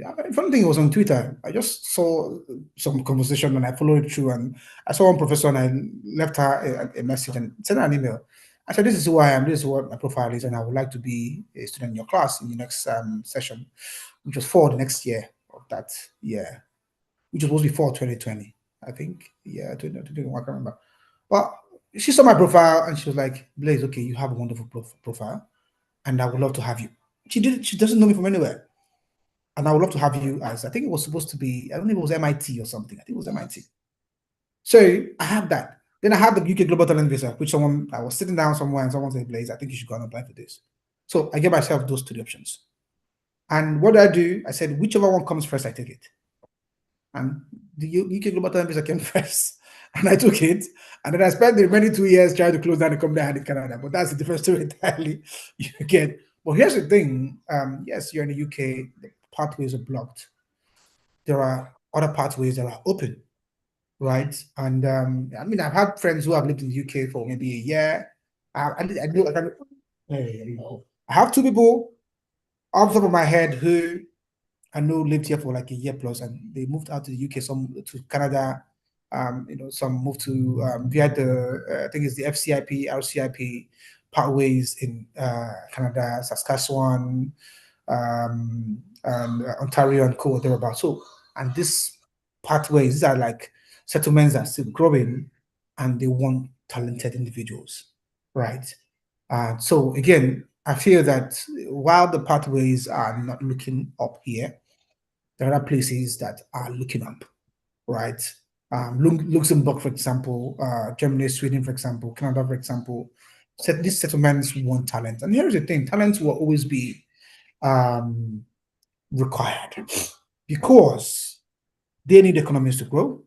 They need people who can work, pay taxes, employ people. It's somewhere in the UK wake up and say, you know what, we want to open, we don't want after your school, we don't want you to struggle. We want you to, okay, you can now switch to the innovators visa. You see that because they see that, yes, I mean, having that investment you put here, and they're also investing in you, UK also investing in you in terms of okay, education and everything else. They don't want you to just go. They want you to, you know what, if you can have the choose part to become an entrepreneur and then innovate and grow innovation and maybe hire people, then we also want you in the country. So that becomes also a good option for you. So it's something you need to also think about. Yeah, so I think that's about it. Well, thank you so much for that. And something I was just mentioned for my part is please don't wait till you have 2 months left on your visa. please start planning 2 years to when your visa will expire, maybe 1 year to when your visa will expire, maybe 18 months. Have that multi-month roadmap so that when your visa is about to expire, even before then, you switch to something else and so on. We see a lot of that on the community at the moment. And at that point, you are only left with suboptimal options because some of these pathways, even the application process itself, may take you 2 months, like the UK Global Talent Visa. If you really want to do a good application, you don't want to rush it, you don't want to have sleepless nights, it can take you up to 2 months to prepare a viable application. And so you're coming, except you're already qualified and you're just gathering the documents at that point in time. So please bear that in mind as well. Blaze, last category is ready to apply. They've heard you, they've talked about all of this, they know about some of these things, they've had some good insights on this session, they're ready to apply now. What should they be doing next? We have the clarity session, coaching sessions on the platform. What should they be doing next? Do they need support or should they just go and apply by themselves? What do you think they should be doing at this? So my rule of thumb first is, you know, there's a guideline there, and upon that guideline, you build a checklist. That checklist, I mean, you can even just put it, just buy a big whiteboard and put it in your room or your sitting room, and you're looking at it every day. So have a big checklist, right? And take your, again, the platform has a self-assessment. So again, you can repeatedly take that self-assessment versus your checklist versus the guidelines to ensure that you are hitting the milestones that you need to hit. And I think beyond that checklist, beyond that self-assessment, now goes into in-depth discovery sessions. Now, what is that? What are those discovery sessions? In the end, right? Yes, those checklists are great, but then you always hear that 2-3 good heads are better than one. And so with that, you realize that having an expert advisor to sit down with you one-on-one to say, okay, yeah, let's even see this checklist. Now let's even begin to identify the things that the questions, because there are always questions you can answer by yourself. So let's even treat those ones. Now let's even see, okay, what are the things that you are having challenges around? Okay, let's even, again, and here's the thing, the advisors, like I always say to people, right? Because I have people who randomly reach out to me and send me their refusals from the internet across all my platforms. They send me and say, oh yeah, Mr. Blaze, I applied to so time and I didn't get endorsed. I'd like you to read through. And sometimes, okay, let me just even read through. And so from there, I glean knowledge, I glean insights that makes me understand whatever the status quo is, whatever is happening right now that I can't see anywhere else, to understand, okay, this is what's happening. This is because in the end, while there's a guideline, being updated, but then guidelines are updated periodically, and it's not, you see that different refusals have different insights. So you see that over time, I've read those insights, and so when I sit down one-on-one with you, I'm telling you some things that are based on the insights that I've gotten. Say, oh yeah, this guy's applied, and this was what they said, or this guy's applied, this was what he was told to do, and I think, okay, based on that, I think you should do it this way. I think you should do it this way. So for me, it's also, these are people that have lived those experiences. I remember someone I was working with one time. He's in tech. Now, my experience, I've been in tech for over 20 years, right? So if you're in tech, for example, and you come to me, I've been there, I've done that. So I know what to tell you to do. Do you see now? I know this. I can say, okay, oh, do it this way, don't do it this way. This is how you tell your story. Because I'm a practitioner in the space, right? And I leverage that experience. So for me, again, I think so when you have the checklist, you go through your guide, always go through that guideline. Very, very important. Then you do your constant self-assessment, and then you do please don't jump in to say you want to go and apply. Right? Don't jump in. Ensure that you tick all the boxes, ensuring that, okay, this you met, this you met, this you met, this you met, this you met. And then when you get to the bottom line and you say, okay, yeah, I've ticked all these boxes and I'm good to go, that's where you can say, yeah, okay, you should go ahead and submit. I think that the chances of getting it good works when you follow these steps. Yes, and that's really true. And I think at this point we should, and Coach Blaze would ask you one quick question, which is where do we find you? Could you talk a bit more about some of the projects that you do? But let me just tell the community the gift that they've won for being on this session. Wow, I see still that we still have over 90% of the audience still on at this point in time. But let me tell you what gift that you've won because you're on this session till this point in time. You've won yourself a clarity session on the Emigrate platform because you've been on this session till this point, or if you are watching the replay video, you've also won the same clarity session. But there's a condition in which you would need to fulfill for you to be able to get access to that clarity session. Coach Blaze talked about you ticking all the boxes once you are ready to apply, for example. One of the things is also said earlier in this session today is that you should possibly ask someone that is also knowledgeable about this process to take a look for you. If you are doing it yourself, let them just take a look. For all you know, there may be things you've missed, and they're able to tick it for you to say, oh, what about this? What about that? And so on. And this is one of the things you can use this clarity session that you've won just now for. For you to get access to the clarity session, it will be logged into your Emigrate platform account, and you can use it within the next 2 to 3 months. So you don't have to book it immediately. However, you need to redeem that clarity session into your account immediately. What you need to do is simply go to any one of the Emigrate communities, and there are 6 platforms where we have the community. And what you need to just say is that you were part of this Emigrate Open Day of today's date, and you've been told that you won a clarity session on the platform. What would happen is, and we're building the automation for this now, is that the account, the platform community managers will be able to link that clarity session into your Emigrate profile on the Emigrate platform. And then you can book that session anytime within the next 2 to 3 months. You can use that session for sharing screen to say, take a quick look at my document. You'll be speaking with an human expert coach, not the AI now, but an human expert coach who is knowledgeable about the route that you are going through and about the visa route that you're applying for.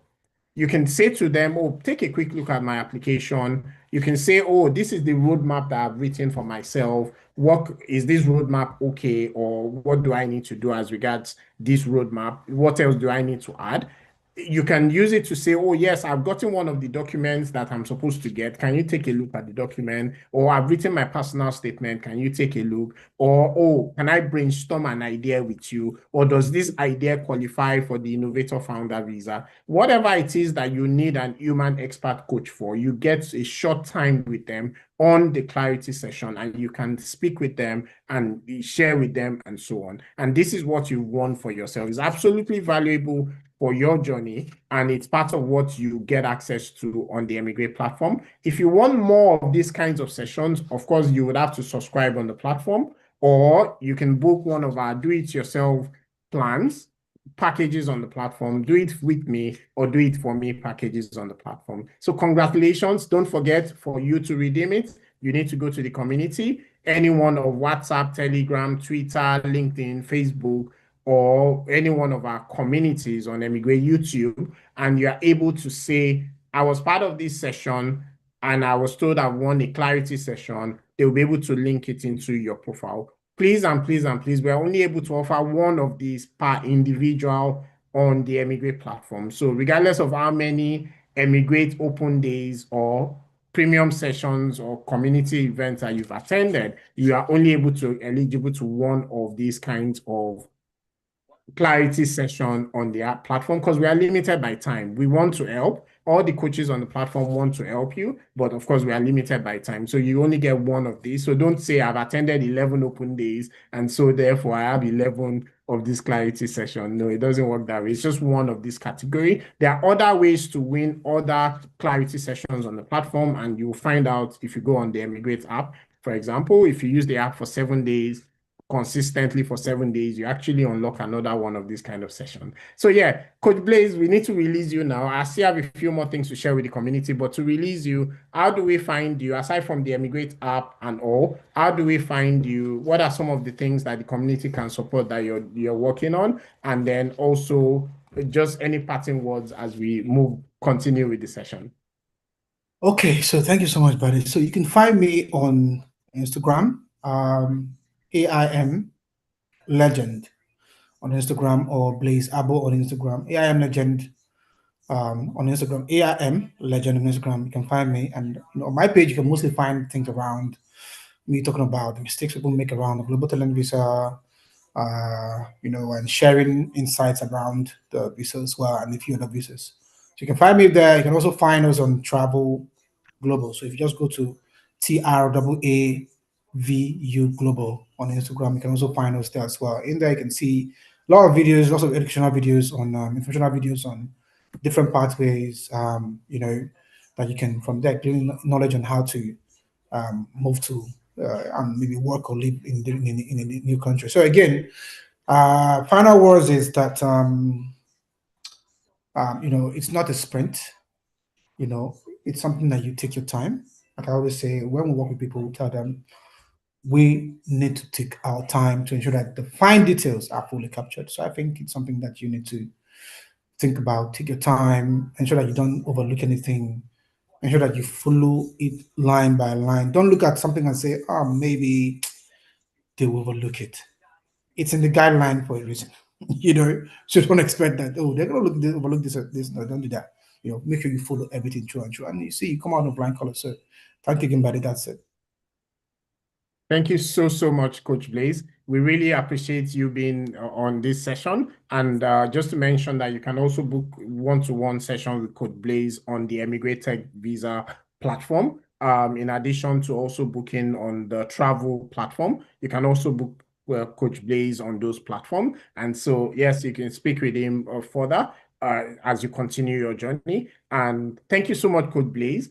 And we're rounding up the session now. There was a question we skipped earlier, and I'm just going to attend to that question now, which is the question that said that, and we would release you in a moment. Just wanted to touch on a few things while we still have you on this, and also for those watching the live replay session, it may also be useful. So somebody was asking to say, and I'm going to read the full question, then I'll attend to it because there are a couple of nuances that I believe that you should know and will be useful for you. Hi, good day. I've been into ICT for 12 years, from hardware, software, networking, currently started cybersecurity. I'm going to come into that. CH with EC Council, EC University, which pathway can I use? From my own perspective, I choose Europe, Poland, Romania, Belarus, and I'm married with kids in Lagos, Nigeria. I want the best advice. So you said 12 years, but at the same time, you said you just started a new career. So you sort of, I'm not sure, are you a beginner? Are you an expert? Because if you say you just started cybersecurity, that means you're a beginner as a cybersecurity professional. If there are not many visa pathways available for beginners, there are some, don't get me wrong. I mentioned on this session today, the German job seeker visa, for example. You could even look at if you already have the qualifying job, that is, you can look at the Malta digital nomad visa. There are a number of those. You can even look at the UK innovator founder visa if you are a genuine founder. Please don't go there if you are not an entrepreneur mindset and if you're not a genuine founder. So there are a couple of pathways for beginner, a few of them. There are more pathways available if you're at intermediate level, and there are many more pathways for you if you are advanced. The challenge is that you seem to have jumped from one place to the other without building expertise over a 12-year period. And maybe it's just the way you told your story in this question. But in fact, if you told your story poorly in this question, then maybe that is part of the problem. Right, because in the way you've told your story now, I'm seeing you as you've done many different things, but you are not an expert in a modern technology sector or modern technology skill. And that therein lies a problem. to say many of these pathways are available. They are available when you are an expert in something. So maybe you want to take a look at how you are building your profile. So you are not a jack of all trade, master of none. Or maybe you want to take a look at how you are telling your story so that you are not telling your story for somebody to be thinking of you as a jack of all trade, master of none. Whichever way, there seems to be work that you need to do as regards your profile.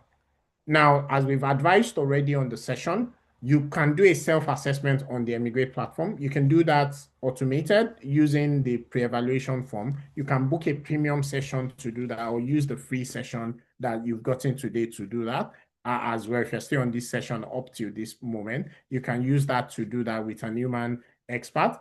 Or you can, and once you've done that, next thing is you want to build a roadmap for yourself. Many of these visa pathways across all of these countries, they have publicly available checklists. It's publicly available. All you have to do is look for it, and you can use that to, publicly available guideline is what it is. But then with that guideline, you can build a checklist. You can use that also on the Emigrate platform to create what we call Emigrate task on the platform, where you can tick off each one of the tasks that you have done, each one of the tasks that you have delivered, and so on. So that's your immediate next step. Which one do you qualify for right now? We don't know, because there's so many different nuances to the question. Which one could you qualify for in the future? You could qualify for many, and maybe even many of these visa pathways. Then there was a question around product-led company, that we should define it. Please Google it. There's a lot of information on the internet, but product-led company is leading with a product. It means that the company has a product that it's selling, not that it is selling services. And I've not done justice to the definition. If you take a look at the guide, it will give you more detail about the definition. You can join many of the Emigrate communities directly on the Emigrate app. And so if you go on the app, log in, register, get on the app, under the sessions tab on the app, you will see the link to every one of the Emigrate community. WhatsApp is the hardest one to join, because we shortlist every single individual that joins our WhatsApp community to make sure that you are the right profile to join the community. Other communities, as at this moment, are open. It means that you will be accepted by just applying, but with the WhatsApp community, you will need to spend some more time just convincing the community manager. It's human right now, but it's also part of what AI is helping us do to help us scale, to convince them that you are the right profile for such a closed community, the Emigrate community on WhatsApp. And yes, so those are just a few questions that I wanted to deal with, and wanted to just say again, to say to the communities, to say, if you're just joining the Emigrate community, you're welcome. You're in the right place if you are looking at the journey towards talent mobility, relocation, and settlement, regardless of what stage you are in that journey. If you're already in the preparation stage, which means that you've not started at all, and you're looking at building a roadmap, or you've started already, and what you are trying to do is have a roadmap, you're in the right place. The roadmap would usually lead to you being able to go through, it could be a multi-day, multi-week, multi-month, or multi-year roadmap. It doesn't matter, whichever way. The key point is that from where you are today, what is the shortest distance to where you want to be?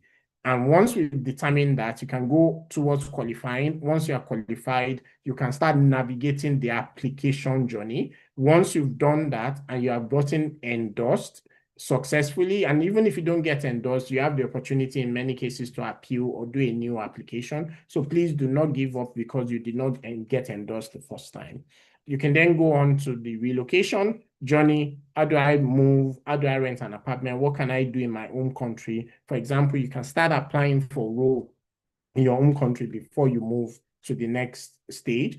How do I integrate? How do I rent an apartment? What do I need to do in the shortest possible time for my settlement stage? How do I become a permanent resident within the shortest possible time? How do I thrive? If I want to move to a third country, are there things I can be doing now so that my next move will even be faster? The world is borderless for talent, and that is what we are helping with. And Emigrate comes to you with also a strong ecosystem of partners who are able to help your journey. What I've just mentioned is what we focus on the Enubate platform, but at every one of those stages below the line of this screen you're looking at right now, there are different ecosystem partners that can help you. So if you're an absolute beginner and you need to be able to train and get information, we have partners that offer technology, education, training, work experience. If you're trying to build a startup, we have pre-incubator partners that are able to help you incubate or pre-incubate even your idea, boot camps, talent development program, accelerators. If you're trying to put yourself out there, advertisers, public relations experts, if you're looking for mentoring opportunity, mentoring platform, accelerators, if you need lawyers or immigration consultant, we come with that ecosystem partner. If you're trying to move shipping, forwarding, logistic, if you're looking for destination services in those countries of origin, language training, because some of these countries like Germany, you need to learn German to a certain level for you to be able to qualify for permanent residency.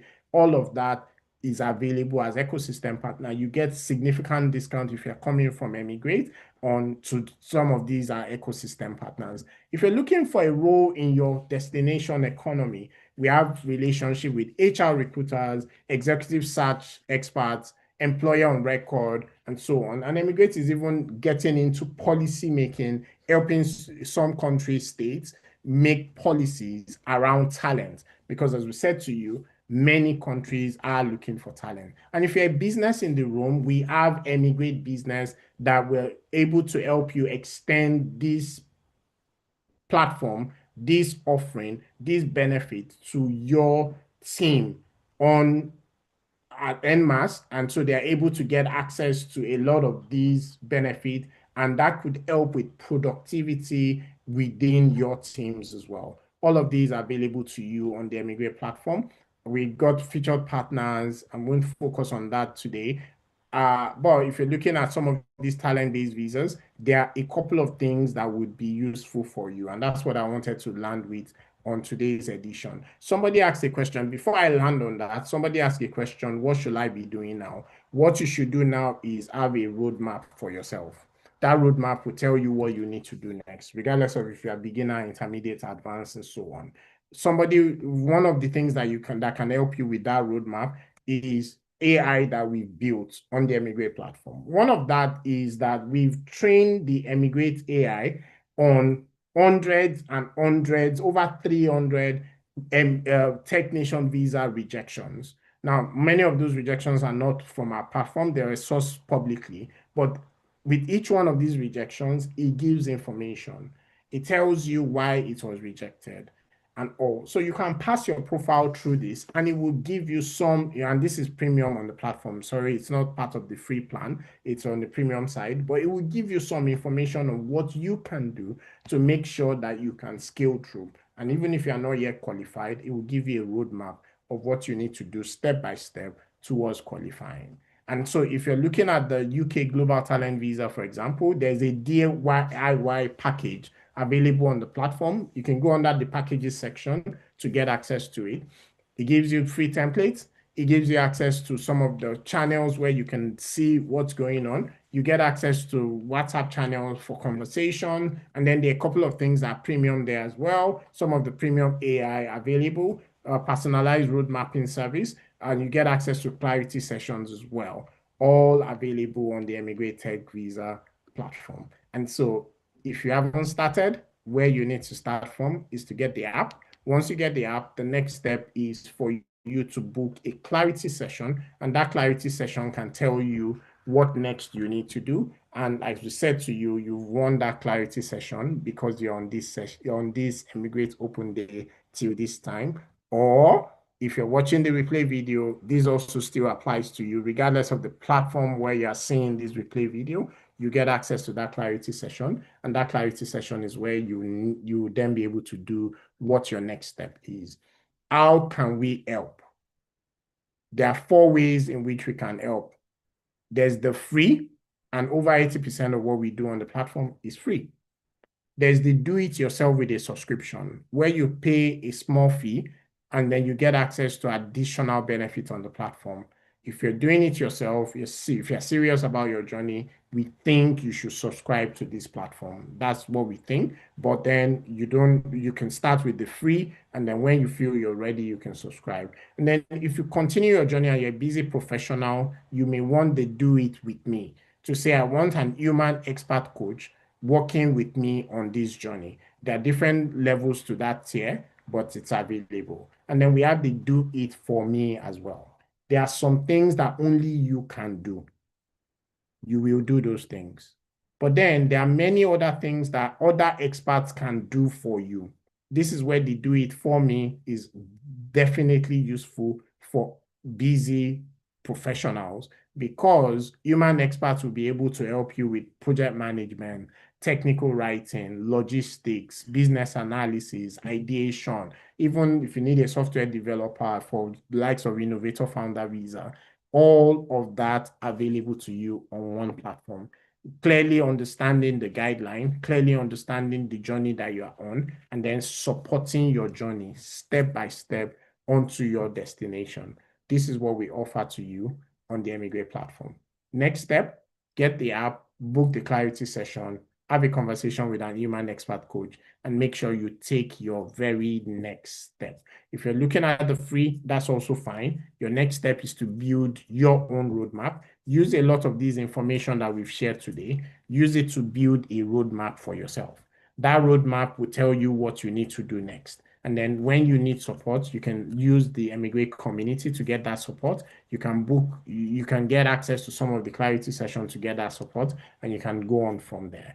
And so you're not on this journey alone. We have built you a companion that we wish we had when we were on some of these journeys. And some of us are still on journeys as well, because the journey of a talent is not the journey of being globally attractive. It is not a destination anymore. It is actually a journey, because the world keeps changing. And because the world keeps changing, new opportunities keep emerging. And because new opportunities keep emerging, the talent, as long as you are borderless as a talent, you have options. And those options are the things that will help you navigate on the Enubate platform. Thank you for joining us today. We wish you the very best in your journey, and we look forward to seeing you onwards in the community.